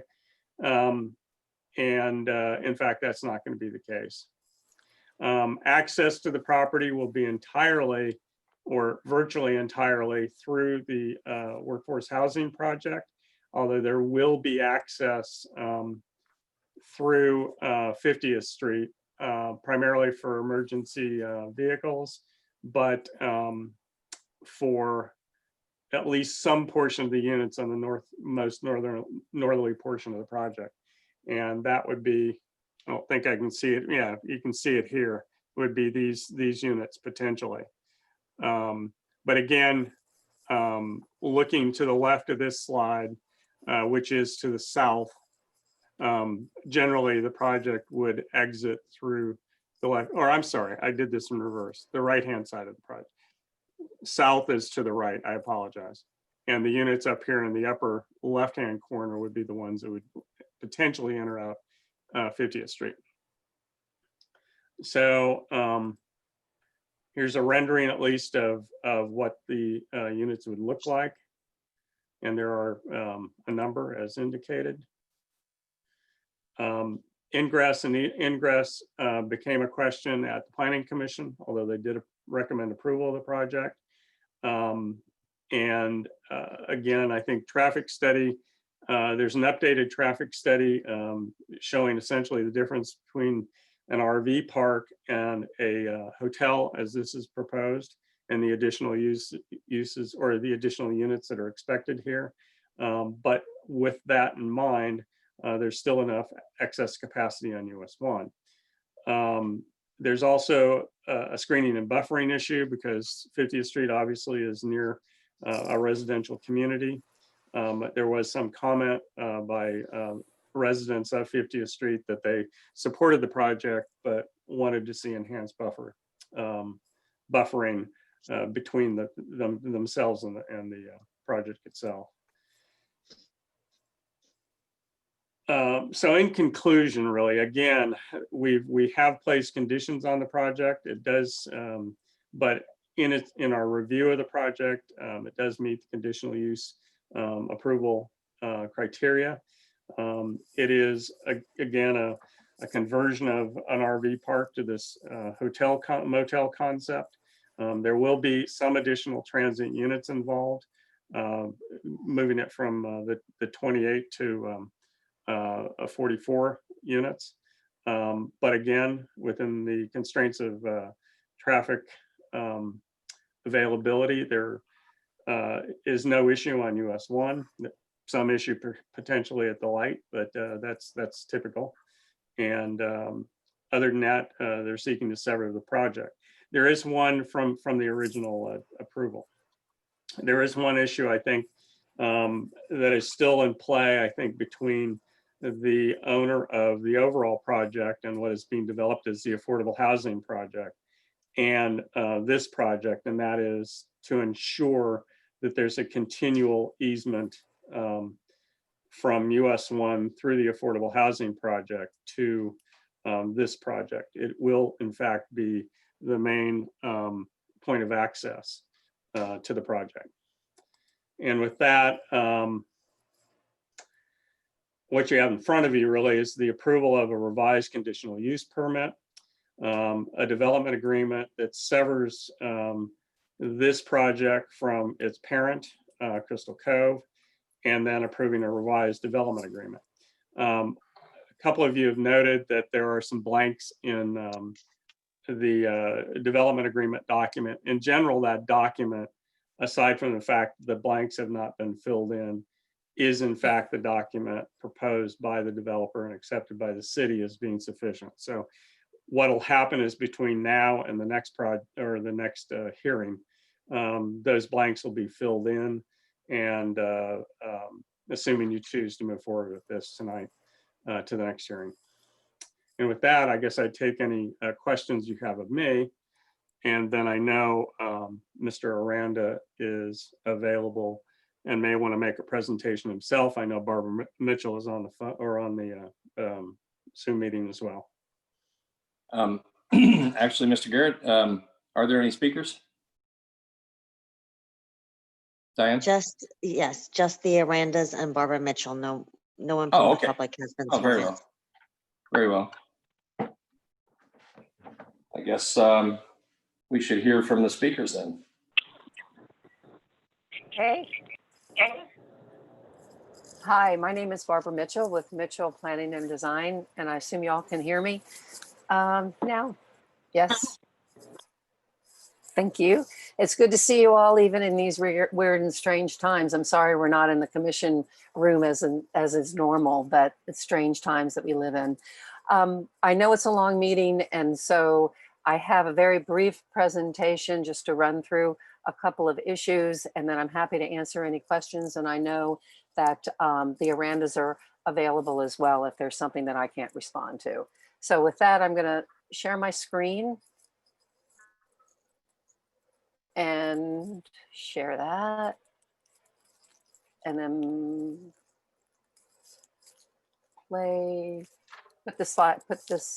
put our little presentation up. As George noted, the site is located in the middle of, pretty much in the middle of Marathon, on a site that was developed and is as Crystal Cove Motel for many years. The property status right now, where we're proposing to do this project, is vacant. It was previously the resort and the marina. The zoning is consistent with our use. It's mixed use zoning.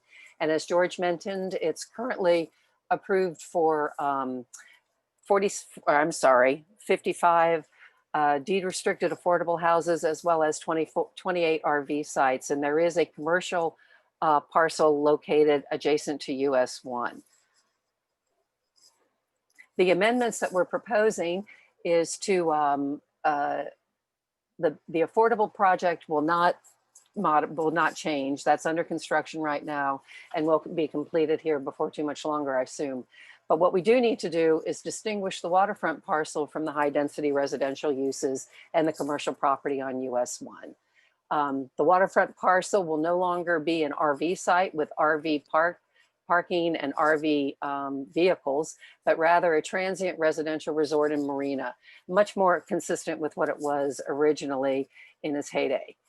We will be utilizing the 34 existing transient residential units that were associated with the Crystal Cove Motel, and we will be transferring 14 additional TRUs to this site in order to complement, bring up the complement to the proposed 44 transient units. And we will be adding native plants to buffer in between the affordable project as well as our residential, our resort. And they will be located in this area where perhaps you can see my cursor, what's in the easement, the access and utility easement area. Our proposed site plan is you know, it shows a much improved site circulation through the area. It shows how the units will be clustered around the waterfront property with the hotel in the bottom or southern southeast corner of the parcel. The main thoroughfare will be a gated entrance from the affordable community to the south. This will traverse through to the northern end of the property, where there again is another gated entrance for the 6 or 8 units that are located primarily down towards the water.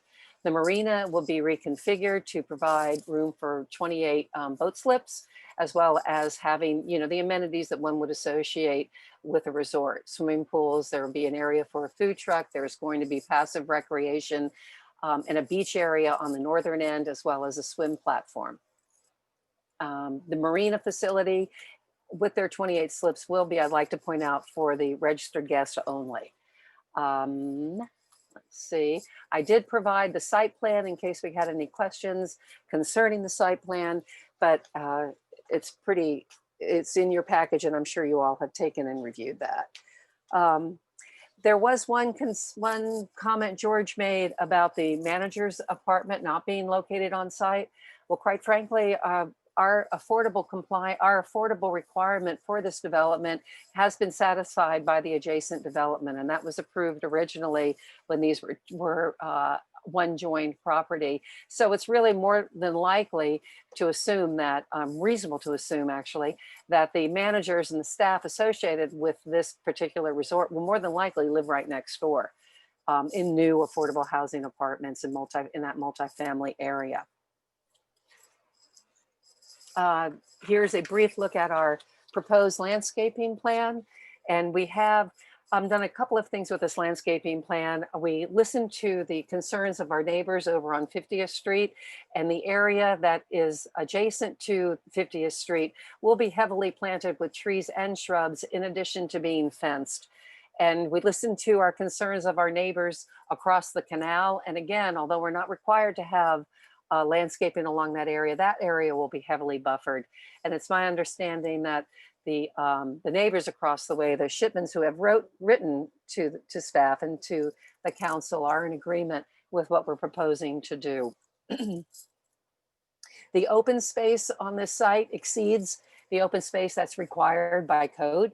We're providing almost 28% of open space on the site. The density, as George mentioned, is below what could be maximized for this site. Ingress and egress will be primarily through the boulevard, through the affordable housing component, with a secondary ingress and egress in this back area off of 50th Street. The easement plan, which I want to point out so that you understand, the original approval for the site, when it was one property, provided for a recorded easement, which my cursor is running up along on the side here. And that was to provide utility and access to this back parcel, as well as to the additional affordable housing and the development and the homes across the canal.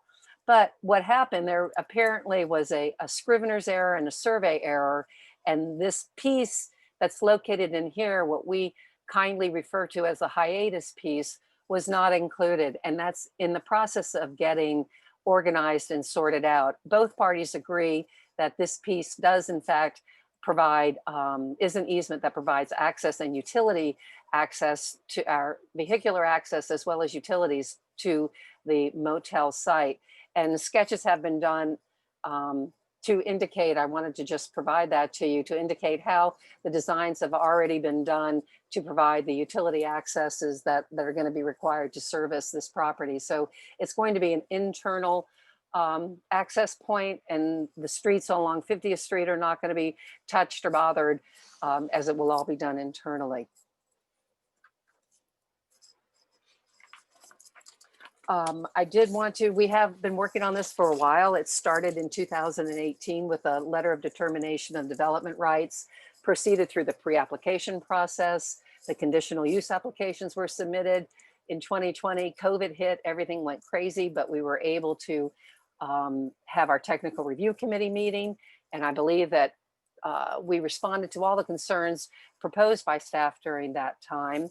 The Planning Commission has reviewed our project and provided an approval of 3-0. And tonight we are here before you for the first time for the City Council. I want to point out that Weiler Engineering are the civil engineers on this project, and they are the civil engineers for the affordable and the multifamily adjacent housing project.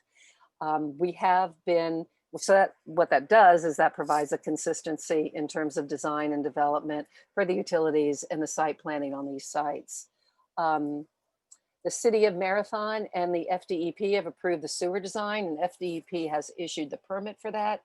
The Aqueduct Authority is in final review for this project. They are in the process of sizing meters and determining fees. The FDEP permit has been approved for the seawall revitalization, and the permit has been issued for a Class 5 drainage well. The Army Corps permits for the rebuilding of the docks have been submitted and are pending. So they've been moving along and are trying to expedite as the project, you know, in anticipation of an approval. We do have a little bit of a prettier picture for you to take a look at of what we're proposing the buildings to look like. There are a Keys Conch style for the individual transient residences, and the hotel building will be a rather normal hotel building. As George mentioned, well, I guess we can discuss the development agreement, but that is before you. And it's primarily, as George discussed, addressing the ownership changing, finalizing the easements for utility and access, and just separating two developments that are going to be distinct and should be separated. And that pretty much sums up what we have to say. I know it's a long night. I'm happy to answer any questions that you all may have, and we can go from there. Before everybody, if I can, and at one very important point, if I can jump in on top of what Barbara just finished. Developer has essentially guaranteed that the necessity of a property for keeping boat trailers will be provided for this project.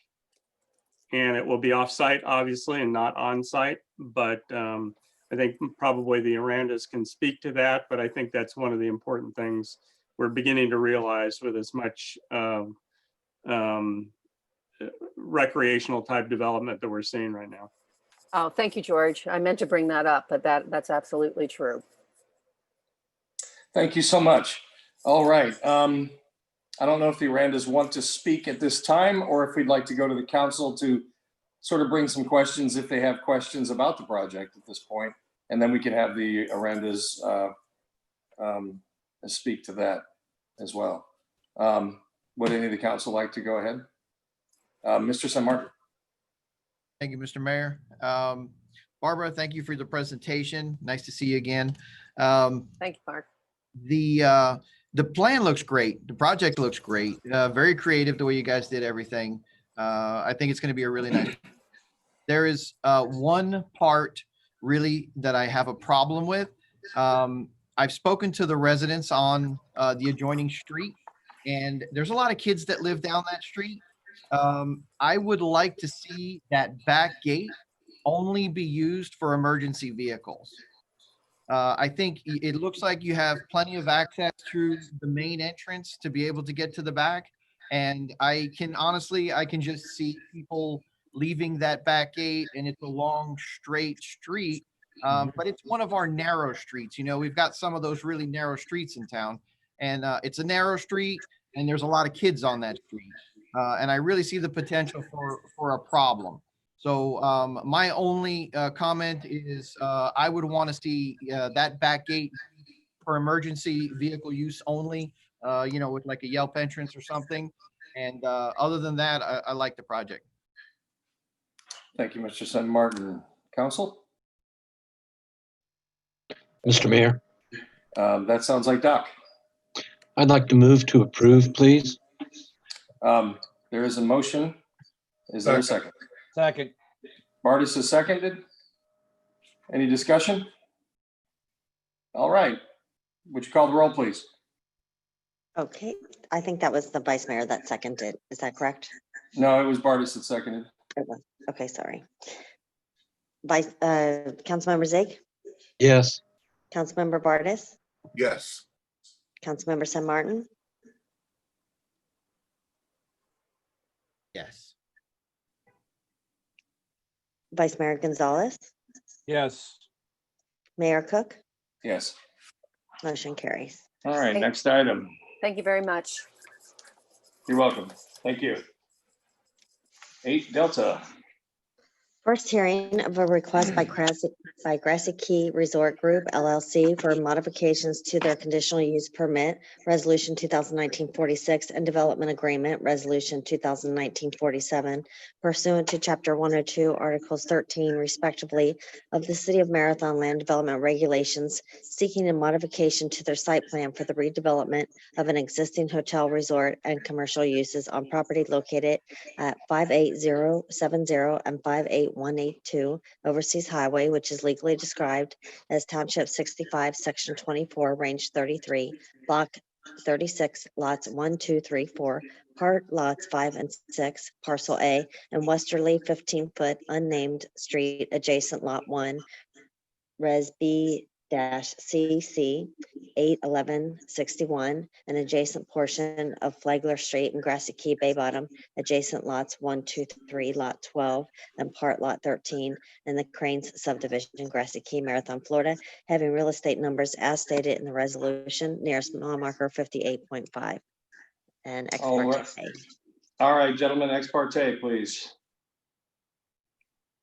None. None. None for me. None. None. None for me as well. Thank you. And George, please proceed. Again, good evening, council. You have before you a request to modify an approved conditional use and development agreement. Previously, you had a project approved to redevelop existing motel, which was at that time Costa del Sol and Yellowtail. In addition, the old Bonefish property. The approval allowed for the development or redevelopment of 33 units on, again, what was the Costa del Sol Yellowtail property, including some commercial space, and the placement of 5 RV sites on the old Bonefish property.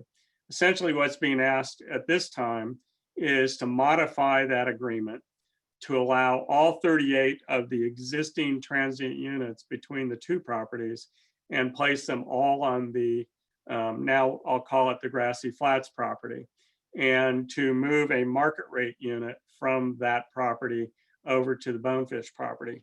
So at that point, what's being requested is the continued redevelopment of the site as they've been doing, and then the allowance to put all 38 of their transient units on that property. Of course, some of them are already there. And then to move the market rate unit over. And presumably that market rate unit would become the location of a future house. So the property is about 2¼ acres. And the location is here for those people in the public on Grassy Key, roughly across the street from Guava, US 1. Commercially zoned.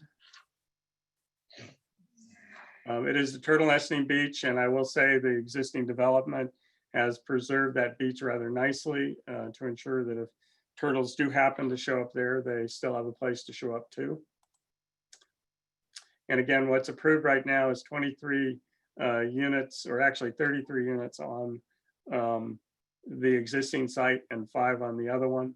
Ultimately, what's being requested now is that all 38 go on the the Grassy Flats site and 1 market rate unit be moved over. There are some site plan renderings showing them to you now. Those are all in your staff report, I believe. And this is a little bit of a blow up about where those units are going to go. And this is an elevation rendering. we really see, obviously, the project was originally approved and met all conditions of the comprehensive plan and the code. That remains the case, and we simply want to see that this recommended modification be approved. I will say, in light of sort of the discussion we've had tonight, this is something that I probably actually have the authority as the planning director to make a modification to. I can modify site plans and such, but I thought with the complexity of moving units back and forth and changing the site plan, that it was better to bring it back before the public. And that's why it's before you tonight. So with that, I would request recommendation of approval. And this comes only to you because it is a modification. So the Planning Commission did not see this again. It comes to you for 2 hearings. Thank you, George. Are there any speakers? Diane? No. All right. Council? Move approval, Mr. Mayor. That was Mr. Sen Martin. Move approval. Second is Vice Mayor, I believe. Yes. Is there any discussion? Call the roll.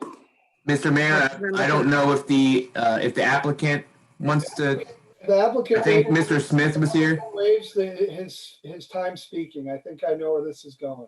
We're very happy and thank you. Actually, I told him he was going to get, I told Matt he was going to get no approval unless he brought Augie to the forefront. Oh, there you go. Well, Matt, have you done that? That Matt is the new father of a boy. His name is Augustus, I believe, and nickname Augie. Mazel tov. Mr. Smith, did you care to speak? No, just thank you for approving this project. Thank you. Well, we'll see. Call the roll. Councilmember San Martin, Yes. Vice Mayor Gonzalez, Yes.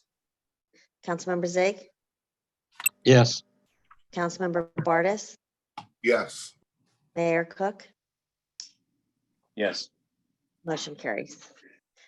First reading of a request by Knights Key Investors LLC and Knights Key Road LLC for the expansion of an existing conditional use permit, Resolution 2015-94, and Development Agreement, Resolution 2015-96, pursuant to Chapter 102, Articles 13 and 8 respectively of the City of Marathon Land Development Regulations, seeking the addition of 96 transient residential units, hotel rooms, restaurant space, and a water feature on an existing 199-room resort facility with restaurants, spas, retail space, and pools, with existing densities of approximately 9.91 transient residential units per acre, located at 1 Knights Key Boulevard, which is legally described as Lot 1 and part of Lot 2, and Bay Bottom east of and adjacent to Government Lot 2, Section 8 and 17, Township 66 South, Range 32 East, Knights Key, Monroe County, Florida, having real estate number 00101-800, followed by 6 zeros, nearest mile marker 47, and providing for an effective date. All righty. Thank you, gentlemen. Ex parte communications. Mr. Mayor, I have had some ex parte communications. I spoke with one of the applicants. It shall not affect how I vote. Thank you, Mr. Bartis. The same. I spoke to one of the applicants and it will not affect my vote. Thank you, Vice Mayor. Mayor, Mr. Sen Martin. I spoke to the applicant. Thank you. Staff, and it will not affect my vote. Thank you.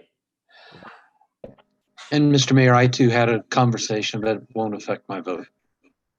I also had a conversation with the applicant and it will not affect my vote either. George, please. Nope, Brian.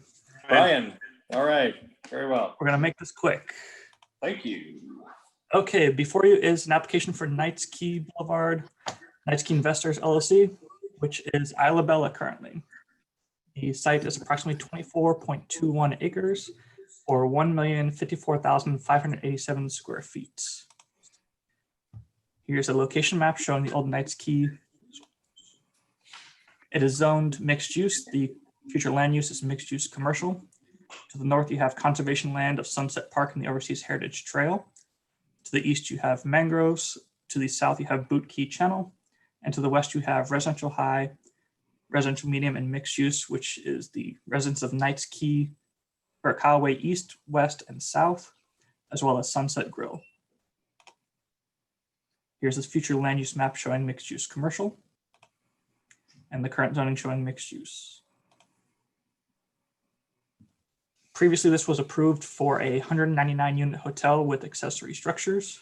The applicant is coming back to add additional hotel units to the property, which includes then up to 295 transient units, as well as cafe, restrooms, water feature building, kids club, and offices. Here is the proposed site plan. And just for clarification, this is the front area where most of the development will be taking place, other than the Kids Care Center. You can see the existing parking as well as the new proposed parking for the hotel units, as well as over by the employee area. Staff looks at this for compliance. Our main issues that we looked at were ingress, egress, parking and utilities, including water for fire suppression, as well as sewer capacity. And with that, planning staff recommended approval. Planning commission forwarded that recommendation of approval with the following conditions. Now, as this has been brought before you before, any new conditions have been underlined. Any ones that no longer apply have been struck through. Condition number 3 was adjusted after the planning commission pertaining to the access onto US 1. So that then ran longer than 1 year for those approvals. The other condition on this page is the developer will have to participate in the expansion costs associated with the wastewater improvements for the expanded project. The restaurant was demoed, so that no longer applies. Pigeon Key Ferry no longer runs from this site, so that doesn't apply.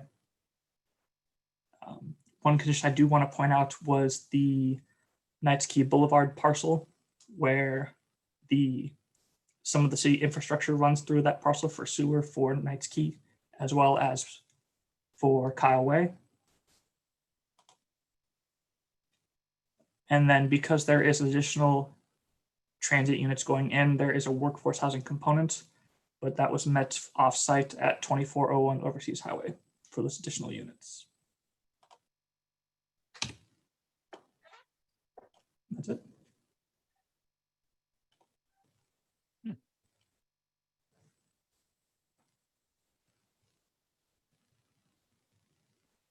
Do we have any speakers? Thank you.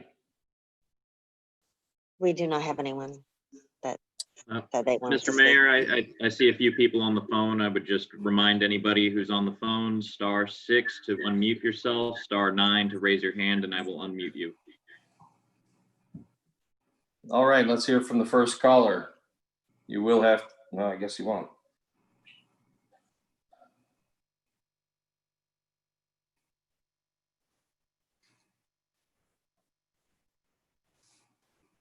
And hearing nothing, Mr. Mayor. All right, so we'll move along. Council, questions, comments? Mr. San Martin. Thank you, Mr. Mayor. I actually have a few things here. I'd like to start out with Mr. Souse, if you could chime in on the sewer requirement. What's it going to take to get sewer to this new development? Yes, sir, Council. Can you hear me? Yes, sir. Yes. Okay. Currently, the Area 3 plant does not have the capacity for this project.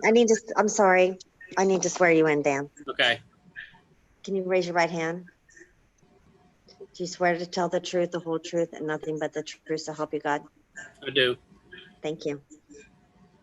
So currently, we don't have the capacity for this, but the Area 3 plant was nearing capacity, and I have currently an expansion in design. We're probably at 80% completion for the design. Then it will go out to bid. I do have money in the budget next year to complete that project. So although it's not being done specifically for this project, it will certainly give us capacity for this project. Okay, are you gonna need to change the force main at that end of town? No, we've already got a parallel force main out there, so we've got capacity, Okay, collection system capacity. I mean, they will provide their own pump station, but we have enough force main capacity out there. We should be good. okay. All right, thank you, Dan. All right, thank you. Oh, something else? Oh, yeah, I got a couple of things, please. So probably my biggest issue with this is that we have our code says that we get so many housing units per hotel unit. And staff did point out that this development did develop and provide an extra 10 unit back in the day when they built their resort.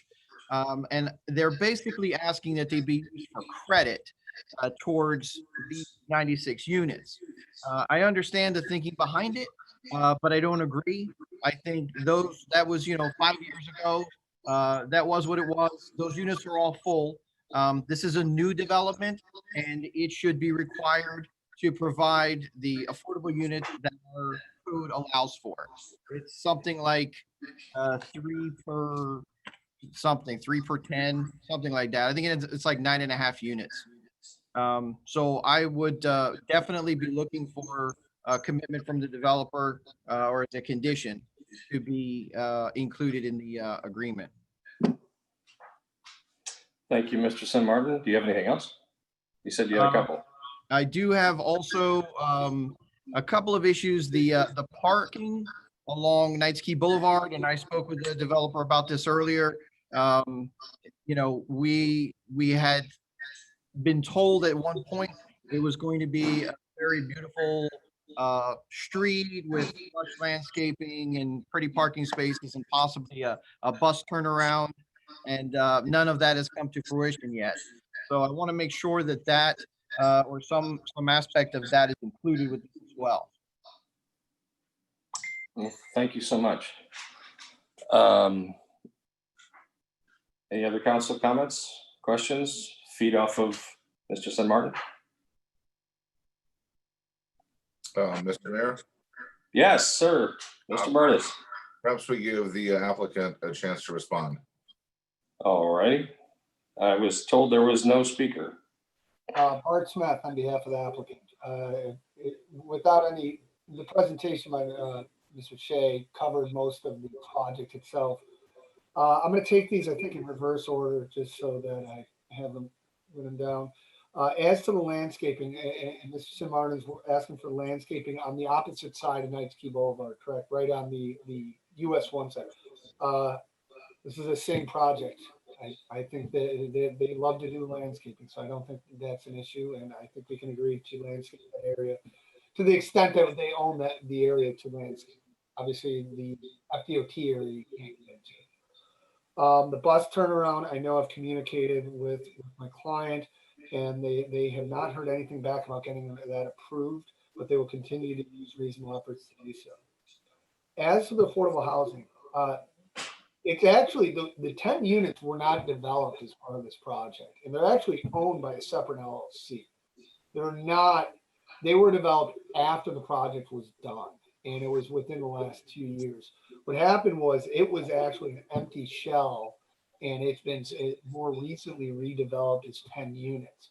And the reason that they're requesting to link it to this is because it was never utilized for anything that's been linked to this project before. And so that's why we believe it's appropriate that they can link it to this project at this time.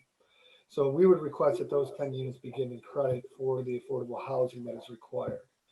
I think that's it. Thank you. All righty. Council? Any others? Mr. Mayor? Yes, sir. I don't know if it's in the, I didn't see the amount, but what is the amount that the developer's putting in towards the wastewater? Just maybe George or Brian can answer that one. Well, what I would say, and I just jumped in, sorry, Brian. It was a response, I apologize. Bottom line is I think they're gonna need to provide essentially the value of the improvements for their additional 96 units. Whatever that amount, I think that's something, they're gonna have to provide for what they are now incurring as an impact on our system. And, probably since Dan has already indicated it's under design, we probably need to negotiate what that value is as a proportion of what his expansion is. All right, very good. Brian, anything to add? I would just defer to Dan. Dan? Since the design's not done yet, we don't have a engineer's estimate for the cost. So I don't really have a number to put on it at this point in time. I think that's just something we'll need to negotiate in the future once we have some firm numbers to work with. The applicant is okay with this? From the applicant's perspective, because we're certain the design could change. You could reduce the units by a couple of units. You could change the children's center. And so until we're in for permitting, applying for the DEP permit where we need sign off for the on-site wastewater system, going off what the 10E6 is for how much flows we're potentially going to generate. I agree with Dan Sauce, and it's just too premature to understand what that value is, the total cost of the project. Typically how these things work out is your impact fee is created by the capacity. So like if you expand the plant by 50,000, it costs $400,000 to do, you take that and that's how you figure out the impact fee is going to be towards that capacity. So these things I think are in flux and that they'll work themselves out because they're just mathematical formulas based on what the prospective flow is that's going to be used by this project as compared to the impact fees of what this segment is. So certainly that'll be done when we get to. Yep. Very well. Council, Steve, Mr. Mayor? Yes, Vice Mayor. I have a question, but this one's for Chief Johnson. Okay. I would, with the addition of 96 units, do we have enough water pressure going to that property for emergency purposes? Again, that is one of the conditions they're going to have. To swear you in. Right hand. Do you swear to tell the truth, the whole truth, and nothing but the truth, so help you God? I do. Thank you. Okay, to your answer there, Councilman, is basically as part of the agreement that they have to prove that they can provide proper fire protection to that facility with the additional 96 units. And there's several ways they can do that. Until we get a full set of plans and conditions, I cannot answer that fully. Okay. Okay. Council? Thank you. Anyone? A motion to be made? Mayor, Mr. Bartis. I will move to approve with the conditions that came through from the Planning Commission are part of our report, and with emphasis on the fact that the applicant works with the city on the wastewater, the appropriate wastewater amount. Second. Second. We have a motion and a second. Bartis and Gonzalez. Is there any discussion? If not, call the roll. Councilmember Bartis, Yes. Vice Mayor Gonzalez, Yes. Councilmember Zieg, Yes. Councilmember San Martin, Yes. Mayor Cook, Yes. motion carries. Thank you. Resolution 2020-46, impose and provide for collection of wastewater special assessments for service areas 1, 3, 4, 5, 6, and 7, including Little Venice and the supplemental assessment program for fiscal year commencing October 1st, 2020, approving the assessment role, providing for collection of the assessments, and providing for an effective date. Council. Mr. Mayor, Sir. I am flush with excitement to move approval. I am flushed with excitement to accept it. And Doc Zieg, I think, seconded. Yeah. Do we have any speakers? Do we have any discussion or speakers? All right, let's call the roll. Councilmember Bartis, Yes. Councilmember Zig, Yes. Vice Mayor Gonzalez, Yes. Councilmember Sim Martin, Yes. Mayor Cook, Yes. motion carries. Resolution 2020-47, imposing the annual stormwater utility special assessments for fiscal year commencing October 1st, 2020, approving the assessment roll, providing for collection of the assessments, and providing for an effective date. Move Council. approval. Second. So Bartis and Gonzalez again. And do we Any have any discussion? speakers? If no discussion, call the roll. Speakers? Are there any speakers? Hearing, I don't hear any. Any public Councilmember Bartis? comment? There's only one person left on the phone, so just to remind everybody, *6 if you want to unmute yourself. Councilmember Bartis, Yes. Vice Mayor Gonzalez, Yes. Councilmember Zig, Yes. Councilmember Sim Martin, Yes. Mayor Cook, Yes. motion carries. Ordinance 2020-02, amending the Cities of Marathon's Land Development Regulations, Chapter 103, Article 3, Table 103.15.2, to allow uses designated as permanent RVs to be utilized as transient residential units, meeting all requirements of such uses and that hold no monetary value as transient units and cannot be transferred as transient units, to be allowed on properties zoned residential mobile home or mixed use that also allow permanent Florida Building Code compliant residences, providing for severability, providing for the repeal of conflicting provisions, providing for the transmittal of this ordinance to the State Department of Economic Opportunity for adoption, and providing for an effective date. Council.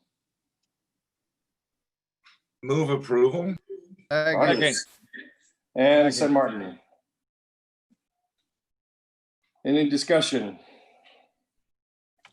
All right, let's call the roll, please. Speakers? And there's no speakers. I asked for discussions. Okay, and Councilmember Bartis, Yes. Councilmember Sim Martin, Yes. Councilmember Zig, Yes. Vice Mayor Gonzalez, Yes. Mayor Cook, Yes. motion carries. Ordinance 2020-03, amending Chapter 36, Article 4, Water and Mooring Fields, modifying Sections 36-81 and 36-83 to allow mooring within the city marina by mooring agreement, to otherwise prohibit mooring on any city dock, entrance to a city boat ramp or city facility located adjacent the water, and to prohibit the launching of vessels 26 feet or longer from the boat ramp located at Aviation Boulevard and Harbor Drive, providing for severability, providing for the repeal of all ordinances or parts of ordinances found to be in conflict, and providing for inclusion in the code, providing for an effective date. All right, is there a presentation on this at all? Or are we just going right to council? Sounds Move like to approve, Mr. Mayor. There you go. Second. All right, we have a motion and I'm not sure who seconded. Louis. Vice Mayor seconded. Do we have any speakers or do we have any discussion? I would just ask if there's any changes from the last time. Yes, they are related to direction provided by City Council to allow for a volunteer program to assist at boat ramps, Okay. particularly harbor, but Okay. Any further discussion? We have a motion and a second. Call the roll. Councilmember Zig, Yes. Vice Mayor Gonzalez, Yes. Councilmember Bartis, Yes. Councilmember Sim Martin, Yes. Mayor Cook, Yes. motion carries.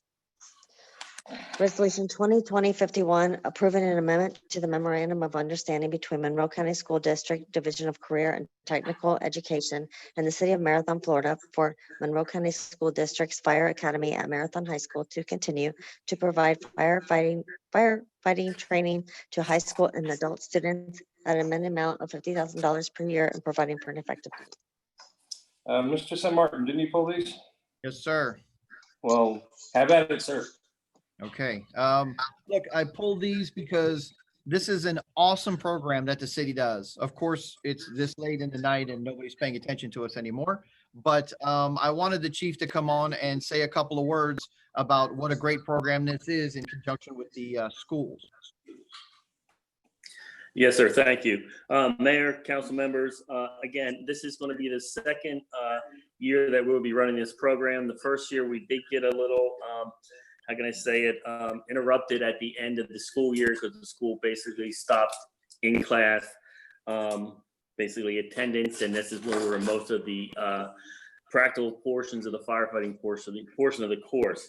This year, we're starting again next week on the 19th when school opens. It is going to be virtual. We'll be covering all our first responder, emergency medical consultants, and that'll all be done via basically the Google Classroom through the school board.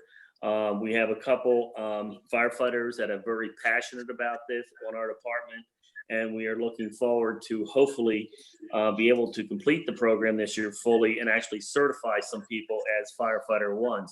Out of the last class of the 11 participants we do have 2 going to the State Fire Academy to get their certification and hopefully come home to become firefighters with our city. And then also we have a couple of the other people are going on into the medical field for nursing or something else. The intent of this program is to provide a valuable source of additional education and vocational training to students in Marathon to hopefully be able to get back to our citizens here. I'm here for any other questions. Thank you. Thank you, Chief. I appreciate that. And it's just, I want to commend you and your guys on it. It's a great program. You guys put a lot of work into it, and the students do too. And it really shows. And this is what we want. We want to raise and develop our own fire crew to stay here, people from here who live here and going to continue to work here. So I just want to say thank you. And I move approval of resolution 2020-51.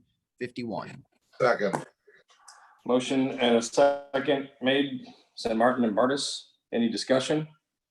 Any speakers? Call the roll, please. Councilmember San Martin, Yes.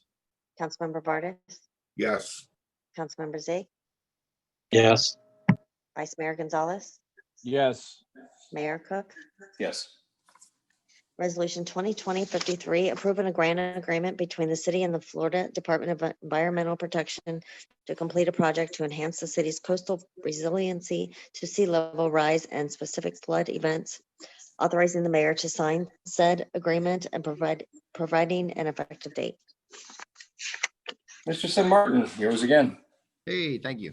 So once again, this is a very cool thing that we're doing. It's a program to help map with the LiDAR with drones, and it's going to help us figure out some of our flood insurance premiums and some help hopefully solve some of the spot nuisance flooding that we have. George, if you could please give a quick rundown of the whole program. Well, I think you hit it pretty well, council member, but essentially, if you'll recall, we did 2 things about a year ago. One, we changed our comp plan to deal with perils of flood, which is something required statutorily. And at the same time, we actually had phase 1 of this project, which looked globally at the city and developed some climate change maps based on kind of the most middle of the road sea level rise models. What this does is take it a step further and begins to look at it. Some of the problems might be, it really gets some detailed elevations, the road network, et cetera. Mind you, it's Cocoa Plum, so it's not a huge area, but it's a starting point for what we hope would be sort of a plan for future efforts, should they be needed, to elevate roads, to create additional stormwater protection, et cetera. So it's a starting point. I think some of what the county has already, the county's already done in terms of sea level elevating roads just sort of follow along to that sort of thinking. All right, thank you, George. And the best part is the cost. Yeah, it's free. No, it's not. I mean, it's a $75,000 grant. 68,000 of that goes to a consultant. About 6,000 plus or minus goes to, a little less than that, goes to staff time. And so it's already accounted for in our budget. No additional costs. Great, awesome. Again, I just wanted to point that out. It's one of the good things we do, and we don't get to talk enough about those things. So again, I move approval of 2053. Second. Sounds like San Martin and Zig. Is there any comments or speakers? Sounds like none. Hearing none. Let's move on to the roll. Councilmember San Martin, Yes. Councilmember Zig, Yes. Vice Mayor Gonzalez, Yes. Councilmember Bartis, Yes. Mayor Cook, Yes, verily. motion carries. All right. Number 12, citizen comments, if we have anybody left. Mr. Jones, how are we looking there? Still the same one person on the phone, but they haven't piped up yet. So just a reminder, *6 if you'd like to unmute yourself. Okay. Unless we hear from somebody, let's start with council comments, and let's start with Dr. Zig.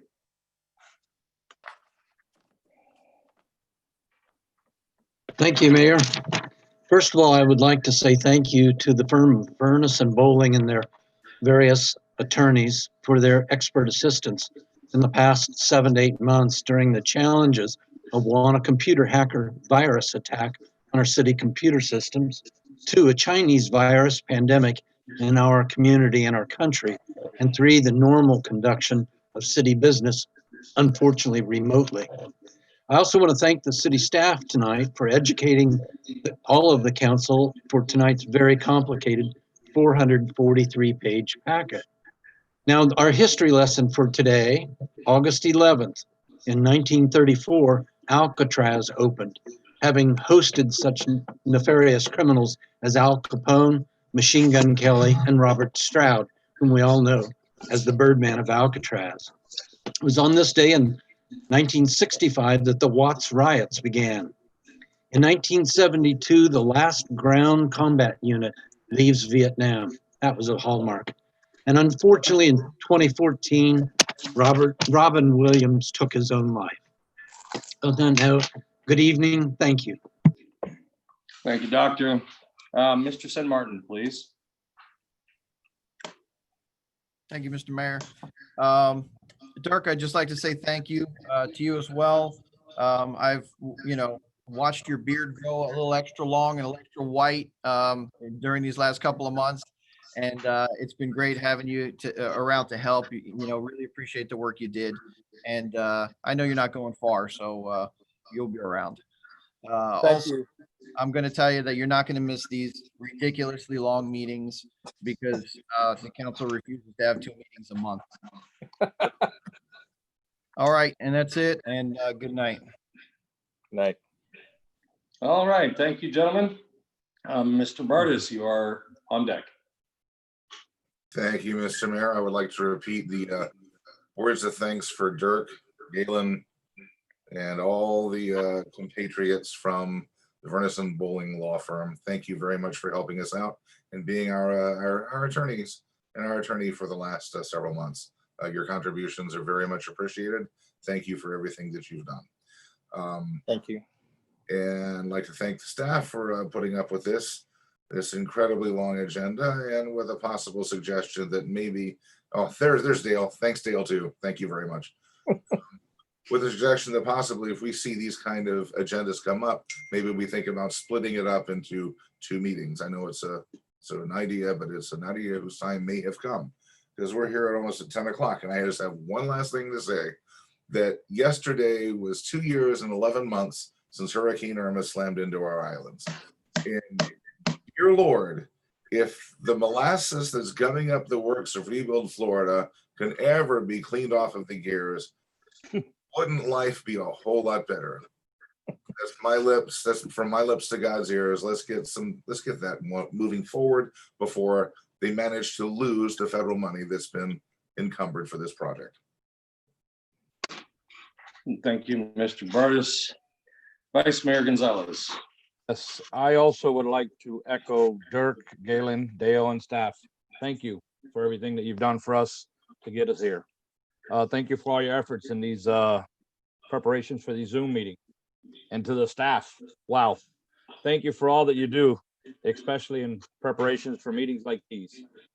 And Chief Johnson, I really love to see the back that what's behind you, the finished and complete Quay boat ramp. Finally, it has come to reality. Thank you to all. Have a good night. Thank you, Vice Mayor, and thank you, Council. I as well just want to thank the staff for putting together this amazing packet of work. A lot of it has been cycled and cycled and cycled, and so it all piled up into one day. But I'd like to thank the staff that is working on the budget and putting that together. We have that to look forward to for extra help getting sleep. I'd like to really give a great shout out to my new friend and brother from another mother, Dirk Smits, and also Mr. Galen and Dale. But I know somewhere deep down there, Priscilla's probably really running the show, right? So she is. So I'd like to give her a big shout out because I know she's doing a lot of work and helping out too. Thank you. To the fire rescue, thank you for all you do every day. I see that you're busier than you really ought to be, but I'm glad you're here. I'd like to give great thanks to the MCSO and FWC for all of their help trying to deal with the closures of the ramps during many season. Things went well as they could be, and people were generally very kind and caring and understanding. And as Mr. Bartis mentioned, and I will sign the 171st extension of our state of local emergency for Irma and be the, I think, 4th mayor at this point to not see all the funds do us. So things are happening, but just it never seems to work very fast. And with that, I bid you all adieu, a safe and healthy week and month. Wash your hands for God's sake. Wear a mask and be well. And hand sanitizer if you got some. Cocktail hour is on. Meeting is adjourned. Have a good night, everybody. Thank you. Night. Good night.